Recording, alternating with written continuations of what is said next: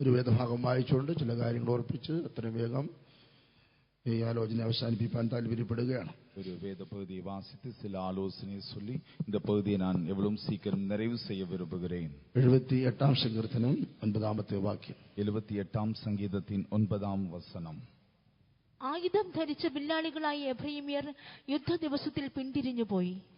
ദൈവനാമത്തിന് നന്ദിയോട് സ്തോത്രം. കർത്തരുടെ നാമത്തിற்கு മഹിമ ഉണ്ടാകട്ടെ. ഈ വർഷം നമുക്ക് അനുഗ്രഹീതമായ ഒരു കൺവെൻഷൻ ദൈവം നമുക്ക് ദാനമായി തന്നിരിക്കുകയാണ്. இந்த வருடம் ஆசீர்വദിക്കപ്പെട്ടதான ഒരു കൺവെൻഷനെ കർത്തർ നമുക്ക് ഇലവസമായി തന്നിരിക്കുന്നു. ഇവിടെയുള്ള ദൈവമക്കളോട് ചേർന്ന് ദൈവത്തെ സ്തുതിപ്പാനും മഹത്വപ്പെടുത്തുവാനും ദൈവം എനിക്കും ഒരു അവസരം ഒരുക്കാനായിട്ട് ദൈവത്തെ സ്തുതിക്കുന്നു. இங்க இருக்கிறதான தேவனுடைய பிள்ளைகளோடு கூட சேர்ந்து தேவனை துதிக்க மகிமைப்படுத்த கர்த்தர் எனக்கும் கூட இந்த தருணம் தந்தார். ഇതുവരെ നാം ദൈവത്തിന്റെ അനുഗ്രഹം പ്രാപിച്ചുകൊണ്ടേയിരിക്കുകയായിരുന്നു. இதுவரைக்கும் தேவனுடைய ஆசீர்வாதங்களை நாம் பெற்றுக்கொண்டே இருந்தோம். തുടർന്ന് നാം ഹൃദയങ്ങളെ ഒരുക്കി ദൈവസന്നിധാനത്തിൽ കാത്തിരിക്കുന്നുവെങ്കിൽ தொடர்ந்து நாம் ஆயுதமாய் தேவசமூகத்தில் காத்திருந்தால் ദൈവവചനത്തിലൂടെ ദൈവം നമ്മോട് സംസാരിച്ച് നമ്മെ ഉണർത്തുവാൻ അനുഗ്രഹിപ്പാൻ ഇടയായിത്തീരും. தேவனுடைய வசனத்தின் மூலமாக கர்த்தர் நம்மிடத்தில் பேசி நம்மை உணர்த்துவார். നാം ഇവിടെ വായിച്ചു കേട്ട വേദഭാഗം നമുക്കൊക്കെ വളരെ സുപരിചിതമായതാണ്.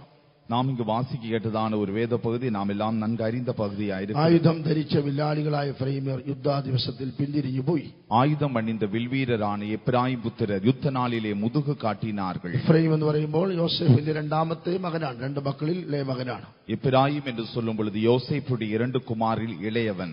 ഇസ്രായേലിൽ വെച്ച് താൻ പ്രധാനമന്ത്രി പദത്തിൽ ഇരിക്കുമ്പോൾ തനിക്ക് ലഭിച്ച 2 മക്കളാണ്. எகிப்திலிருந்து ஆன வேளையில் முதன்மையாக பிரதானியாயிருந்ததான சமயத்தில் அவனுக்கு கிடைத்ததான் 2 കുമാരർ. ഇളയ മകന്റെ പേരാണ് എഫ്രൈം എന്നുള്ളത്. അതിൽ ഇളയ മകനുடைய പേര് എഫ്രായിം. സങ്കടദേശത്ത് എന്റെ ദൈവം എന്നെ വർദ്ധിപ്പിച്ചു എന്ന് പറഞ്ഞ് അവൻ എഫ്രൈം എന്ന് പേരിട്ടു. நான் வருத்தப்பட்டதான தேசத்தில் என்னை பெருக பண்ணினார் என்று சொல்லி எப்பிராயிம் என்று பெயரிட்டான்.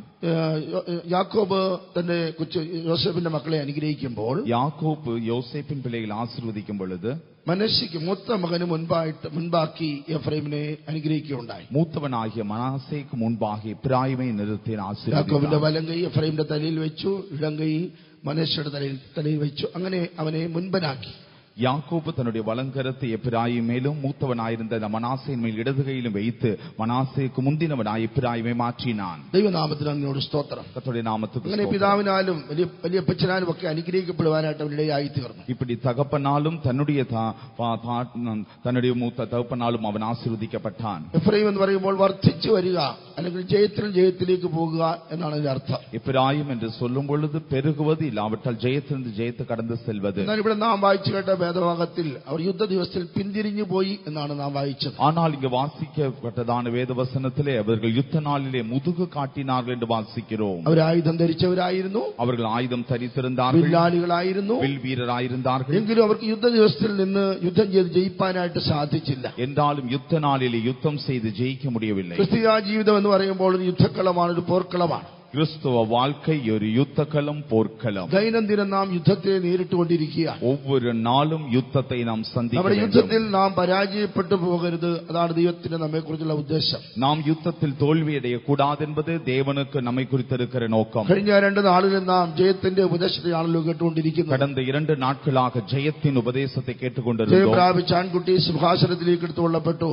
ஜெயம் பெற்றதான் ஆண் பிள்ளை சிங்காசனத்தை ஏறெடுத்துக் கொள்ளப்பட்டது. ആൺകുട്ടിക്ക് മുൻപിലായിട്ട് ഒരു മഹാസർപ്പം എതിരായ യുദ്ധത്തിനായി നിൽക്കുന്നതായിട്ട് കാണുവാൻ കഴിയും. அதற்கு அந்த ஆண் பிள்ளைக்கு முன்பாக யுத்தம் செய்யும்படிக்கு ஒரு வலுசர்ப்பம் நின்று கொண்டிருக்கிறது. എന്നാൽ ആ വലിസർപ്പത്തെ, ആ മഹാസർപ്പത്തെ ജയിച്ച് ആൺകുട്ടി സിംഹാസനത്തിലേക്ക് എടുത്തുകൊള്ളപ്പെടുകയാണ്. அந்த வலுசர்ப்பத்தை ஜெயித்ததாய் அந்த ஆண் பிள்ளை சிங்காசனத்துக்கு எடுத்துக் கொள்ளப்பட்டது. അതിനാൽ നമ്മുടെ യുദ്ധങ്ങളിൽ നാം പരാജയപ്പെട്ടു പോകരുത്, നാം ജയാളികളായി തീരണം. ஆகவே நம்முடைய யுத்தங்களில் தோல்வியை தழுவக்கூடாது, ஜெயம் பெற வேண்டும். അതിനുവേണ്ടിയാണ് നമുക്ക് ഇങ്ങനെയുള്ള കൂട്ടായ്മയുടെ ബന്ധങ്ങളൊക്കെ തന്നിരിക്കുന്നത്. ஆகவேதான் இந்த ஐக்கியத்தை எல்லாம் தேவன் தந்திருக்கிறார். വളരെ കഷ്ടപ്പെട്ട് വളരെ പ്രാർത്ഥിച്ചാണ് ഇങ്ങനെ ഒരു കൺവെൻഷൻ ക്രമീകരിച്ചിരിക്കുന്നത്. மிகுந்த கஷ்டங்கள் எடுத்து ஜெபித்து இந்த கூட்டங்களை ஒழுங்கு செய்திருக்கிறார்கள். ദൈവത്തിന് സ്തോത്രം. கர்த்தருக்கு അതിന്റെ ஸ்தோத்திரம். പ്രധാന ഉദ്ദേശം എന്ന് പറയുന്നത് എല്ലാവരും ജയാളികളായി കർത്താവിന്റെ വരിയിൽ ചേർത്തുകൊള്ളപ്പെടണം എന്നുള്ളതാണ്. இதனுடைய முக்கியமான நோக்கம் நாம் ஜெயம் பெற்றவர்களாய் கர்த்தருடைய வரியில் சேர்த்துக் கொள்ளப்பட வேண்டும். ദൈവനാമത്തിന് നന്ദിയോട് സ്തോത്രം. கர்த்தருடைய நாமத்துக்கு ஸ்தோத்திரம். ഇവിടെ എഫ്രൈം യുദ്ധാദിവസത്തിൽ പിന്തിരിഞ്ഞു പോകുവാനുള്ള കാരണം, இங்கே யுத்த நாளில் எப்பிராயீம் முதுகு காட்ட காரணம் 2-3 വിഷയങ്ങൾ ഇവിടെ ഓർപ്പിക്കുന്നതായിട്ട് കാണുവാൻ കഴിയും. 2-3 காரியங்களை இங்கு நினைவுபடுத்துகிறார். അവർ ദൈവത്തിന്റെ നിയമം പ്രമാണിച്ചില്ല.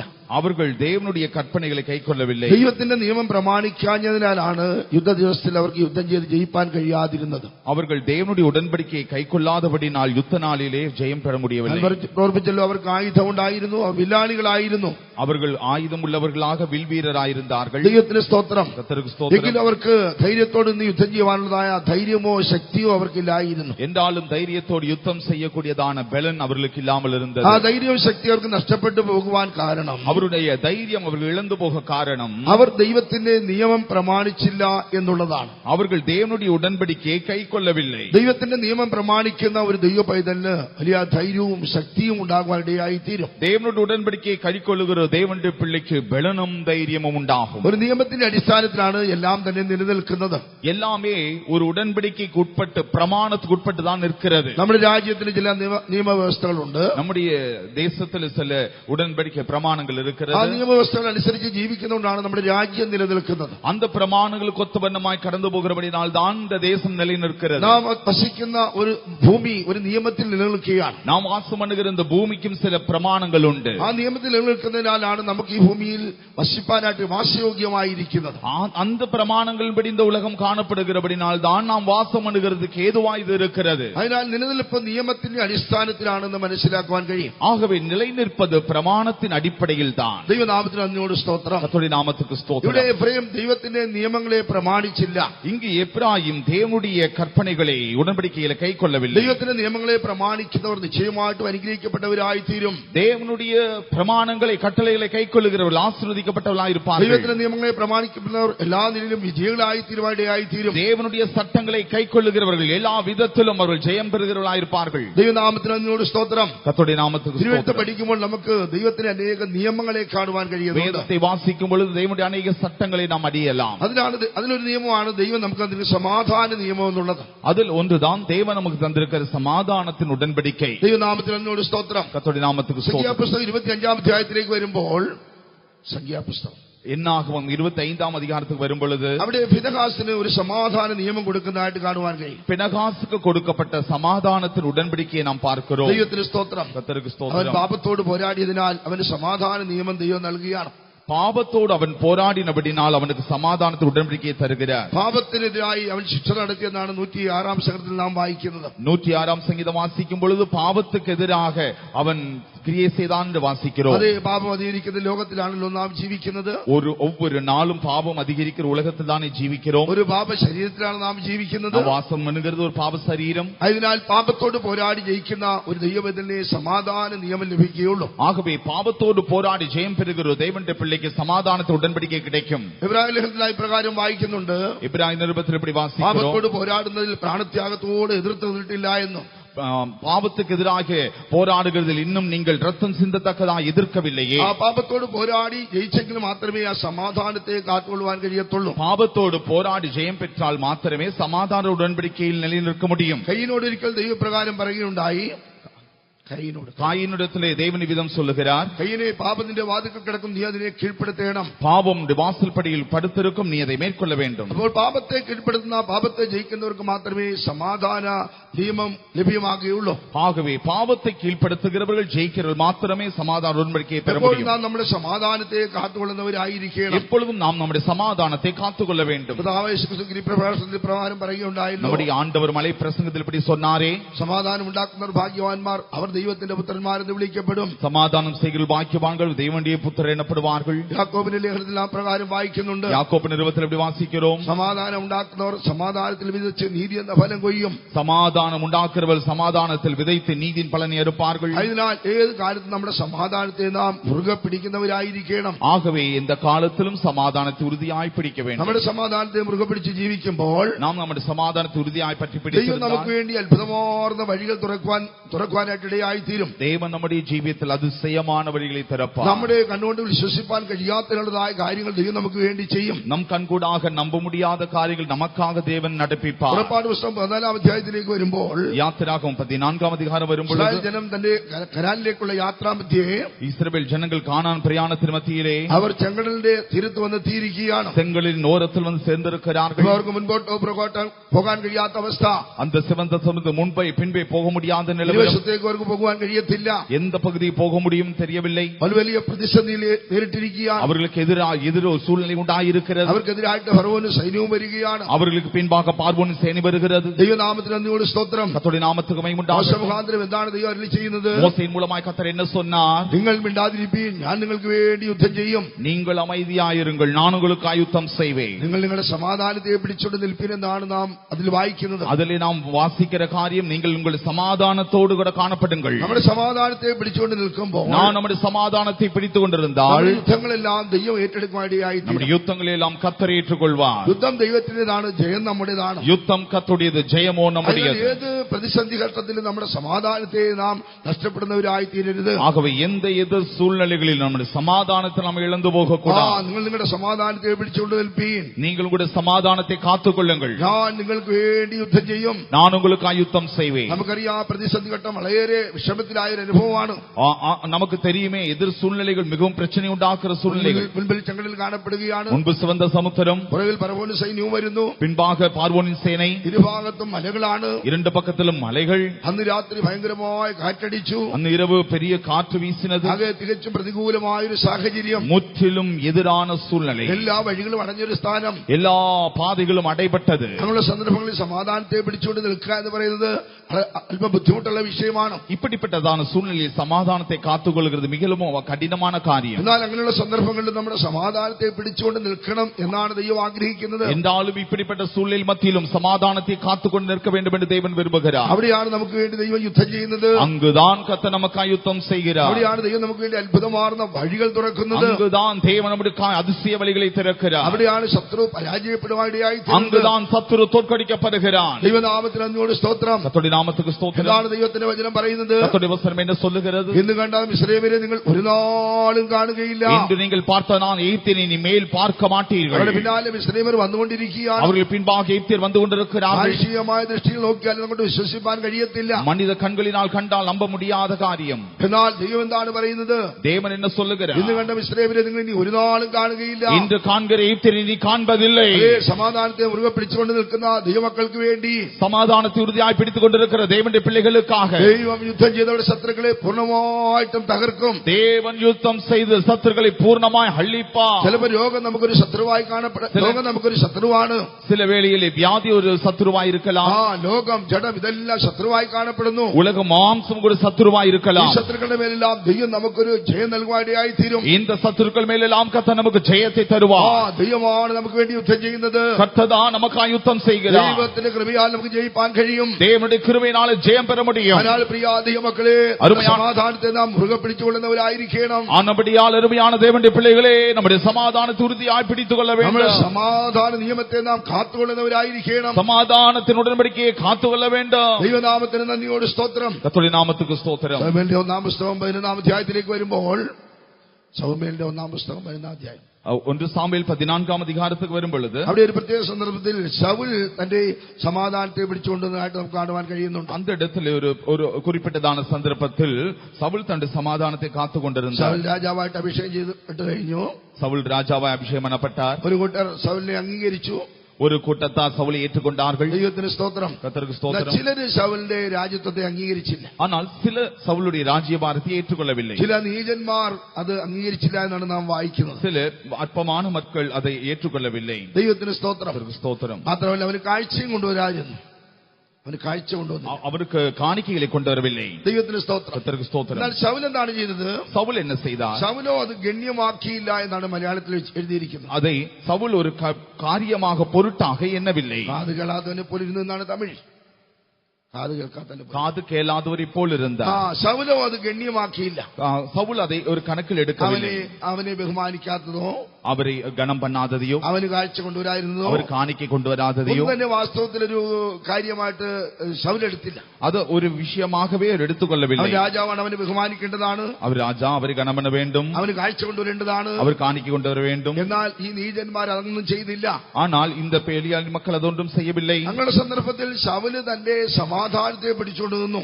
அந்த நேரத்தில் சவுல் தம்முடைய சமாதானத்தை காத்துக்கொண்டார். ദൈവനാമത്തിന് എന്നോട് സ്തോത്രം. கர்த்தருடைய நாமத்துக்கு ஸ்தோத்திரம். അതുകൊണ്ടാണ് ശൗലിന് അതേ രാജ്യത്ത് ഉറച്ചു കിട്ടുവാൻ ഇടയായി തീർന്നത്. ஆகவேதான் சவுலின் ராஜ்யபாரம் உறுதியாக்கப்பட்டது. ശൗലിന്റെ രാജ്യത്ത് നഷ്ടപ്പെട്ടു, അത് മറ്റൊരു വിഷയം. சவுல் ராஜ்யபாரத்தை இழந்தான், വേറൊരു ഈ കാര്യം. പ്രത്യേക സന്ദർഭത്തിൽ ശൗൽ തന്റെ സമാധാനത്തെ മുറുകെ പിടിച്ചുകൊണ്ടിരുന്നു. ஆனால் இந்த குறிப்பிட்டதான நேரத்தில் சவுல் தன்னுடைய சமாதானத்தை காத்துக்கொண்டார். ഇതുപോലുള്ള സന്ദർഭങ്ങൾ നമ്മുടെ ജീവിതത്തിൽ ഉണ്ടാകാം. இதுபோல சூழ்நிலைகள் நமக்கு உண்டாகலாம். നമുക്ക് ലഭിക്കേണ്ട സ്ഥാനങ്ങളോ മാനങ്ങളോ ഒന്നും ലഭിച്ചില്ലെന്ന് വരാം. நமக்கு கிடைக்க வேண்டியதான பதவிகள் கனம் கிடைக்காமல் போகலாம். ബഹുമാനങ്ങൾ ലഭിച്ചില്ലെന്ന് വരാം. நமக்கு கொடுக்க வேண்டிய கனம் கிடைக்காமல் போகலாம். ന്യായമായി ലഭിക്കേണ്ട നന്മകൾ ലഭിച്ചില്ലെന്ന് വരാം. நமக்கு நியாயமாய் கிடைக்க வேண்டிய நன்மைகள் கிடையாமல் ഈ போகலாம். സന്ദർഭങ്ങളെല്ലാം നമ്മുടെ സമാധാനത്തെ ഒരിക്കലും നാം നഷ്ടപ്പെടുത്തി കളയുന്നവരായി. இப்படிப்பட்டதான சூழ்நிலைகளில் நம்முடைய சமாதானத்தை நாம் இழந்து போகக்கூடாது. എല്ലാ സന്ദർഭങ്ങളിലും നമ്മുടെ സമാധാനത്തെ നാം മുറുകെ പിടിക്കുന്നവരായിരിക്കണം. எல்லா சூழ்நிலைகளிலும் சமாதானத்தை காத்துக்கொள்ள வேண்டும். ആ സമാധാനത്തെ നിയമത്തെ കാത്തുകൊണ്ടെങ്കിൽ മാത്രമേ നമുക്ക് അതേ ധൈര്യവും ശക്തിയും ഉണ്ടാകത്തുള്ളൂ. அந்த சமாதானத்தின் உடன்படிக்கையை காத்துக்கொண்டால் தான் தைரியமும் பலமும் உண்டாகும். അപ്പോൾ മാത്രമേ നമുക്ക് യുദ്ധം ചെയ്യുവാൻ കഴിയത്തുള്ളൂ. அப்பொழுது மாத்திரம் தான் யுத்தம் செய்ய முடியும். അതിനാൽ നമ്മുടെ സമാധാന ജീവിതത്തെ എല്ലാ കാലത്തും കാത്തുകൊള്ളുന്നവരായിരിക്കണം. ஆகவே இந்த சமாதானத்தின் உடன்படிக்கையை எல்லா காலத்திலும் காத்துக்கொள்வோம். ദൈവത്തിൽ ചേർക്കപ്പെട്ട നമ്മുടെ ചീഫ് പാസ്റ്റേഴ്സ്, ദൈവ സമൂഹത്തിൽ ചേർക്കപ്പെട്ടതാണ് നമ്മുടെ തലമൈ പാസ്റ്റർമാർ, പാസ്റ്റർ ടി അവர்களும் പാസ്റ്റർ വെസ്ലി അവர்களுം പാസ്റ്റർ വിൽസനും, ഇവർ മൂന്നുപേരും കൂടെ വിദേശത്ത് ഒരു യാത്ര പോയിട്ട് മടങ്ങി വരുമ്പോൾ பாஸ்டர் டியோ அவர்கள், பாஸ்டர் வில்சன் அவர்கள், பாஸ்டர் வெஸ்லி அவர்கள் வெளிநாடு பிரயாணம் செய்து திரும்பி வருகிற வேளையில் പാസ്റ്റർ വിൽസൺ ഞങ്ങൾക്ക് സ്റ്റഡി എടുത്തപ്പോൾ ഒരിക്കൽ പറഞ്ഞ വിഷയമാണ് ഈ പറയാൻ പോകുന്നത്. பாஸ்டர் வெஸ்லி அவர்கள் எங்களுக்கு ஸ்டடி எடுத்தപ്പോൾ சொன்ன காரியத்தை சொல்லுகிறேன். പാസ്റ്റർ വിൽസൺ பாஸ்டர் வில்சன் அவர்கள் ஸ்டடி எடுத்ததான் எங்களுக்கு வேதபாடம் எடுத்த நேரத்தில் சொன்ன காரியம். ഇന്ത്യയിലേക്ക് വരികയാണോ അതോ വേറെ ഏത് രാജ്യത്ത് പോകണമെന്ന് അറിയില്ല. ஏதோ தேசத்துக்கு போகிற வேளையில் ഒരു എയർപോർട്ടിൽ വന്നപ്പോൾ, ஏர்போர்ட்டில் வந்த பொழுது എയർപോർട്ട് സ്ട്രൈക്കാണ്. அன்றைக்கு அது ஸ்ட்ரைக் ஆயிருந்தது. ഫ്ലൈറ്റ് ഒന്നും പോകുന്നില്ല. வேலை நிறுத்தமானபடினால் ஃபிளைட் இல்லை. അപ്പോൾ യാത്രക്കാരെല്ലാം കൂടെ ഭയങ്കര ബഹളം ഉണ്ടായിക്കൊണ്ടിരിക്കുകയാണ്. அங்க இருக்கிறதான பிரயாணிகள் எல்லாம் மிகுந்த ஒரு கலகம் உண்டாக்குகிறார்கள். ആവശ്യത്താവതൊക്കെ വിളിച്ചുകൊണ്ടിരിക്കുകയാണ്. ജിന്ദാബാദ് വിളിத்துக் കൊണ്ടിരിக்கிறார்கள். അപ്പോഴാണ് ഇവരവിടെ ചെന്നിറങ്ങുന്നത്. அப்பொழுதுதான் இவர்கள் போய் இறங்குகிறார்கள். ഇവർക്ക് ലഭിച്ച സമയം ഇവര് പാസ്റ്റർ ടി ഉടനെ ഒരു ട്രാക്ട് എടുത്തിങ്ങനെ ട്രാക്ട് വിതരണം ചെയ്തു. தங்களுக்கு கிடைத்ததான இந்த நல்ல நேரத்திலே ஃபர்ஸ்ட் அவர்கள் எல்லாருக்கும் துண்டு பிரதிகள் விநியோகித்தார். വിലാവശ്യന്താ വിളിക്കുന്നവരുടെ എല്ലാം കൂടെ ട്രാക്ട് കൊണ്ട് കൊടുത്തു. அவர்கள் அங்கு முழக்கமிட்டுக் கொண்டிருக்கிற எல்லாருக்கும் இந்த துண்டு பிரதிகளை கொடுத்தார். ഇവർക്കും ഫ്ലൈറ്റിന് തക്ക സമയത്ത് പോകേണ്ടവരാ, ഇവർക്കും ഫ്ലൈറ്റ് ഇല്ല, അവിടെ സമരമായതുകൊണ്ട് ഫ്ലൈറ്റ് ഇല്ല. இவர்கள் போக வேண்டியதான விமானம் போக வேண்டியவர்கள் தான், ஆனால் அந்த தக்க நேரத்திலே அந்த விமானம் அங்கு இயங்கவில்லை. ആ സന്ദർഭത്തിൽ ഇവർ മൂന്നുപേരും അവരുടെ സമാധാനത്തെ പിടിച്ചുകൊണ്ടിരുന്നു. அந்த வேளையிலும் கூட இவர்கள் தங்களுடைய சமாதானத்தை காத்துக்கொண்டார்கள். മറ്റുള്ളവരെല്ലാം തങ്ങളുടെ സമാധാനം നഷ്ടപ്പെടുത്തി ആകെ ബഹളം ഉണ്ടായിക്കൊണ്ടിരിക്കുക. மற்றவர்கள் சமாதானம் இழந்தவர்களாக கலகம் உண்டாக்குகிறார்கள். ഇത് എയർപോർട്ട് അധികാരികൾ ശ്രദ്ധിച്ചു. அது ஏர்போர்ட் என்று அவர்கள் நினைக்கவில்லை. എയർപോർട്ട് അധികാരികൾ ஏர்போர்ட் அதிகாரிகள் இதை கவனித்தார்கள். മൂന്ന് പേര് മാത്രം ഒരു പ്രശ്നം ഉണ്ടാക്കുന്നില്ല, അവരെന്തൊക്കെ ചെയ്തുകൊണ്ടിരിക്കുന്നല്ലോ. இந்த மூன்று பேரும் எந்த ஒரு பிரச்சனையும் உண்டாக்காமல் ஏதோ செய்கிறார்கள். ബാക്കിയുള്ളവരെല്ലാം ഭയങ്കര ബഹളം ഉണ്ടായിക്കൊണ്ടിരിക്കും. மற்றவர்கள் மாத்திரமே இப்படி சத்தமிட்டுக் கொண்டிருக்கிறார்கள். എയർപോർട്ട് അധികാരികൾ രഹസ്യമായിട്ട് ഇവരെ വിളിച്ചു. ஏர்போர்ட்டில் இருந்ததான அதிகாரிகள் இவர்களை ரகசியமாக அழைத்து എവിടെയാണ് പോകേണ്ടതെന്നൊക്കെ ഇവരോട് ചോദിച്ചു. இவர்களிடத்தில் கேட்டார்கள் எங்கே போக வேண்டும். പെട്ടെന്ന് മറ്റൊരു എയർപോർട്ടിലേക്ക് അയച്ച് അവിടെ നിന്ന് പെട്ടെന്ന് ഫ്ലൈറ്റ് കയറ്റി ഇവരെ പറഞ്ഞയച്ചു. அவர்களை வேறொரு விமான நிலையத்துக்கு அனுப்பி அங்கிருந்து உடனடியாக பிளைட் மூலமாய் கடந்து வர உதவி செய்தார். അവർക്ക് എത്തേണ്ട സ്ഥാനത്ത് എത്തുവാനായിട്ട് കഴിഞ്ഞു. அவர்கள் போக வேண்டிய இடத்தில் போக முடியும். ഇവിടെ സമാധാനത്തെ നഷ്ടപ്പെടുത്തി കളഞ്ഞവർ അവിടെ തന്നെ കിടക്കുകയാണ്. சமாதானத்தை இழந்து சத்தமிட்டவர்கள் அங்கேதான் இருந்தார்கள். അവർ പോകേണ്ട സ്ഥാനത്ത് അവർക്ക് എത്തേണ്ട സ്ഥാനത്ത് എത്താൻ കഴിയുന്നില്ല. அவர்கள் போக வேண்டிய இடத்துக்கு போய் சேர முடியும். ഇതുപോലെയാണ് സംഭവിക്കാൻ പോകുന്നത്. இப்படிதான் சம்பவிக்கிறது. നാം എത്തേണ്ട സ്ഥാനത്ത് എത്തണമെങ്കിൽ நாம் போய் சேர வேண்டிய இடத்தில் சேர வேண்டுமானால் നമ്മുടെ സമാധാനത്തെ ഏത് കാലത്തും മുറുകെ പിടിക്കുന്നവരായിരിക്കണം. எந்த காலத்திலும் நம்முடைய சமாதானத்தை உறுதியாய் காத்துக்கொள்ள வேண்டும். എങ്കിൽ മാത്രമേ നമുക്ക് എത്തേണ്ട സ്ഥാനത്ത് എത്താനായിട്ട് കഴിയത്തുള്ളൂ. அப்படியானால் தான் போய் சேர வேண்டிய இடத்தில் சேர முடியும். അതാണ് ഞാൻ യേശു പറഞ്ഞ വാക്കുകൾ ഓർപ്പിച്ചത്. ஆகவே தான் இயேசு சொன்ன வார்த்தை நினைப்பூட்டினேன். സമാധാനം ഉണ്ടാക്കുന്നവർ ഭാഗ്യവാന്മാർ. சமாதானம் செய்கிறவர்கள் பாக்கியவான்கள். അവർ ദൈവത്തിന്റെ പുത്രന്മാരെന്ന് വിളിക്കപ്പെടും. அவர்கள் தேவனுடைய புத்திரர் என்று அழைக்கப்படுவார்கள். ദൈവ നിത്യതയിൽ നാം ദൈവപുത്രന്മാരായിട്ടാണ് കാണപ്പെടുന്നത്. வரப்போகிற நித்தியத்திலே நாம் தேவனுடைய புத்திரராய் காணப்படுவோம். ദൈവദൂതതുല്യരും ദൈവപുത്രന്മാരുമായിരിക്കും. தேவதூதர்களைப் போலவும் தேவனுடைய புத்திரராயும் காணப்படுவோம். ആ പുത്രന്മാരെന്ന പദവി പ്രാപിക്കുന്നതിന് ഒരു അനുഭവമാണ് സമാധാനത്തിൽ ജീവിക്കുക എന്നുള്ളത്. அந்த தேவபுத்திரர் என்கிறதான ஸ்தானத்தை பெற்றுக் கொள்ள வேண்டியதான ആ തകുതികളിൽ ஒன்று தான் சமாதானத்தை காத்துக்கொள்வது. സമാധാനം ഉണ്ടാക്കുന്നവർ ഭാഗ്യവാന്മാരെന്നാണ് മലയാളത്തിൽ. சமாதானம் செய்கிறவர்கள் பாக்கியவான்கள். സമാധാനം ഇല്ലാത്തടത്ത് ആണ് ഉണ്ടാക്കേണ്ടത്. சமாதானம் இல்லாத இடத்தில் தான் அதை உண்டாக்க வேண்டும். ഉള്ള സ്ഥലത്ത് ഉണ്ടാക്കേണ്ട ആവശ്യമില്ല. இருக்கிற இடத்தில் உண்டாக்க வேண்டிய அவசியமில்லை. അതിനാൽ എവിടെ സമാധാനമില്ലോ അവിടെയൊക്കെ സമാധാനം ഉണ്ടാക്കുന്നവരായിട്ട് നാം കാണപ്പെടണം. எங்கெல்லாம் சமாதானம் இல்லாமல் இருக்கிறதோ அங்கெல்லாம் சமாதானத்தை உண்டாக்க வேண்டும். അങ്ങനെ നമ്മുടെ സമാധാനത്തെ നാം മുറുകെ പിടിക്കുന്നവരായിരിക്കണം. விதமாய் சமாதானத்து உடன்படிக்கையை பிடித்துக் கொள்ள வேண்டும். സമാധാന നിയമത്തെ നാം കാത്തുകൊള്ളുന്നവരായിരിക്കണം. சமாதான உடன்படிக்கையை காத்துக்கொள்ள வேண்டும். നാം പാപത്തോട് പോരാടുന്നവരായിരിക്കണം. பாவத்துக்கு எதிராய் போராட வேண்டும். ദുഷ്ടന്മാർക്ക് സമാധാനമില്ലെന്ന് എന്റെ ദൈവം അരുളി ചെയ്യുന്നു. துன்மானுக்கு சமாதானம் இல்லை என்று கர்த்தர் சொல்லுகிறார். അതേ പാപത്തിൽ ജീവിക്കുന്ന മനുഷ്യരാണ് ദുഷ്ടന്മാരെന്ന് പറയുന്നവർ. பாவத்தில் ஜீவிக்கிற மனிதன் தான் துன்மார்க்கன். അവർ കലങ്ങി മറിയുന്ന കടൽ പോലെയാകുന്നു. அவர்கள் கொந்தளிக்கிற அலை பொங்குகிற கடலை போல இருக்கிறார்கள். ദൈവനാമത്തിന് നന്ദിയോട് സ്തോത്രം. கர்த்தருடைய நாமத்துக்கு ஸ்தோத்திரம். സകല പാപത്തോട് എതിർത്ത് പോരാടി പൂർണ്ണ സമാധാനത്തിൽ നാം കാണപ്പെടണം. எல்லா பாவத்தோடு எதிர்த்து போராடி பூர்ண சமாதானத்தோடு நாம் காணப்பட வேண்டும். കർത്താവിന്റെ വരവിൽ അവന്റെ മുൻപിൽ നിൽക്കുന്നത് സമാധാനത്തോടെ ആയിരിക്കണം നിൽക്കേണ്ടത്. ஏனென்றால் கர்த்தருடைய வருகையில் அவருக்கு முன்பாக நிற்க வேண்டியவர்கள் சமாதானத்தோடு இருக்க வேண்டும். ശുദ്ധാപത്രോസ് ലേഖനത്തിലായി പ്രകാരം വായിക്കുന്നുണ്ട്. பேதுரு நிருபத்தில் அப்படி வாசிக்கிறோம். 3-ാം അധ്യായത്തിൽ പ്രകാരമാണല്ലോ നാം വായിക്കുന്നത്. 3-ാം அதிகாரத்தில் அப்படியல்ல வாசிக்கிறோம். ഇവയ്ക്കായി കാത്തിരിക്കാൻ நீங்கள் இதற்காய் காத்திருக்கிறபடினால் സമാധാനത്തോട് കരയും കളങ്കവും ഇല്ലാത്തവരായി സമാധാനത്തോട് കാണുവാൻ ഉത്സാഹിച്ചുകൊണ്ട് நீங்கள் കരയും കളങ്കവും ഇല്ലാത്തபடி സമാധാനത്തോട് കാണുമ്പടിയായി ഉത്സാഹപ്പെടുത്തിക്കൊണ്ട് സമാധാനത്തോടെയാണ് നാം അവന്റെ സന്നിധിയിൽ നിൽക്കേണ്ടത്. നാം അവരുടെ സന്നിധാനത്തിൽ സമാധാനത്തോട് നിൽക്ക வேண்டும். എന്തുകൊണ്ടെന്നാൽ നമ്മുടെ ദൈവം സമാധാനമാണ്. ஏனென்றால் நம்முடைய தேவன் சமாதானம். യേശു സമാധാന പ്രഭുവാണ്. நம்முடைய இயேசு சமாதான பிரபு. പരിശുദ്ധാത്മാവ് സമാധാനത്തിന്റെ രാജാവാണ്. பரிசுத்தாவியானவர் சமாதானத்தின் ராஜா. നമ്മുടെ സുവിശേഷം സമാധാന സുവിശേഷമാണ്. நாம் அறிவிக்கிற சுவிசேஷம் சமாதானத்தின் சுவிசேஷம். പോയി ചേരുവാൻ വന്ന യെരുശലേം സമാധാനപുരമാണ്. நாம் போய் சேருகிறதான எருசலேம் அது சமாதானத்தின் புறம். അതിനാൽ സമാധാനത്തിൽ നാം ജീവിക്കേണ്ടിയിരിക്കുന്നു. ஆகவே நாம் சமாதானத்தோடு ஜீவிக்க வேண்டும். നമ്മുടെ സമാധാനത്തെ നാം ഒരിക്കലും നഷ്ടപ്പെടുത്തി കളയരുത്. ஒரு நாளும் நம்முடைய சமாதானத்தை இழந்து போக கூடாது. ഇവിടെ എഫ്രൈമിന് എന്താണ് സംഭവിച്ചത്? இப்ராஹிமுக்கு என்ன சம்பவித்தது? അവർ തന്റെ ദൈവത്തിന്റെ നിയമത്തെ പ്രമാണിച്ചില്ല. தேவனுடைய கட்டளைகளை கைக்கொள்ளவில்லை. ദൈവനാമത്തിന് എന്നോട് സ്തോത്രം. கர்த்தருடைய நாமத்துக்கு ഈ ஸ்தோத்திரம். ദൈവ നിയമത്തെ കുറിച്ച് നാം ചിന്തിക്കുമ്പോൾ இந்த தேவனுடைய உடன்படிக்கையை நாம் சிந்திக்கும் பொழுது സമാധാനം മാത്രമല്ല അത് ജീവൻ കൂടിയാണ് എന്ന് മനസ്സിലാക്കാൻ കഴിയുന്നുണ്ട്. அது சமாதானத்தின் உடன்படிக்கை மாத்திரமல்ல, அது ஜீவனுள்ள உடன்படிக்கை. മലാക്കി 2-ാം വാക്യത്തിലേക്ക് വരുമ്പോൾ மல்கியா 2:5 വരുമ്പോൾ അവനോടുള്ള എന്റെ നിയമം സമാധാനവും ജീവനുമായിരുന്നു. அவனோடு பண்ணினேன் உடன்படிக்கை ஜீவனும் சமாதானமாயிருக்கின்றது. ദൈവനാമത്തിന് എന്നോട് സ്തോത്രം. கர்த்தருடைய நாமத்துக்கு അപ്പോൾ ആ ஸ்தோத்திரம். നിയമത്തിൽ സമാധാനം ജീവനും നമുക്ക് കാണുവാൻ കഴിയുന്നുണ്ട്. அந்த உடன்படிக்கையிலே சமாதானமும் ஜீவனும் இருக்கிறது. അപ്പോൾ സമാധാനമുള്ളവരായി മാത്രം പോരാ, ദൈവികമായി ജീവനാൽ നാം നിറയപ്പെട്ടിരിക്കണം. சமாதானம் மாத்திரம் போதாது, தெய்வீகமான ஜீவன் நமக்குள் இருக்க ആ வேண்டும். ദൈവജീവൻ നാം ദൈവത്തിൽ നിന്ന് പ്രാപിക്കണം. தேவனுடைய ஜீவனை தேவனிடத்திலிருந்து பெற வேண்டும். എങ്ങനെയാണ് നമുക്കത് പ്രാപിപ്പാൻ കഴിയുന്നത്? எப்படி நாம் அதை பெற்றுக்கொள்ள முடியும்? അത് നമുക്ക് വിശ്വാസത്താൽ പ്രാപിപ്പാൻ കഴിയും. விசுவாசத்தின் மூலமாகவே பெற முடியும். അത് അറിവിനാൽ പ്രാപിപ്പാൻ കഴിയും.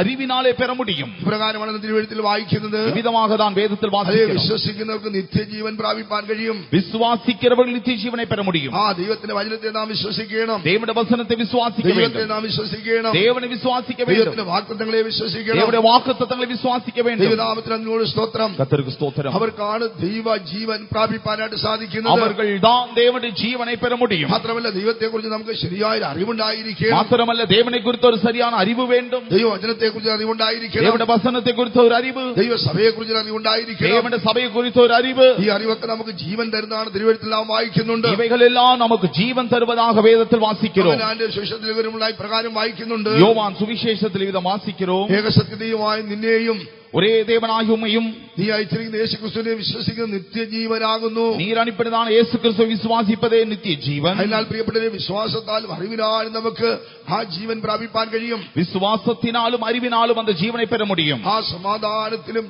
ജീവനിലും നാം കാണപ്പെടുമ്പോൾ നാം നിയമത്തിൽ കാണപ്പെടുകയാണ്. நாம் சமாதானத்திலும் ஜீவனிலும் காணப்படும் பொழுது உடன்படிக்கையில் இருக்கிறோம். നഷ്ടപ്പെടുന്നതായ മരണത്തിന്റെ ശക്തികളും തമ്മിൽ പ്രവേശിപ്പാൻ ഇടയായി തീരരുത്. ஜீவனை இழந்து போக செய்யக்கூடியதான மரணத்தின் வல்லமைகள் நமக்குள் பிரவேசிக்க கூடாது.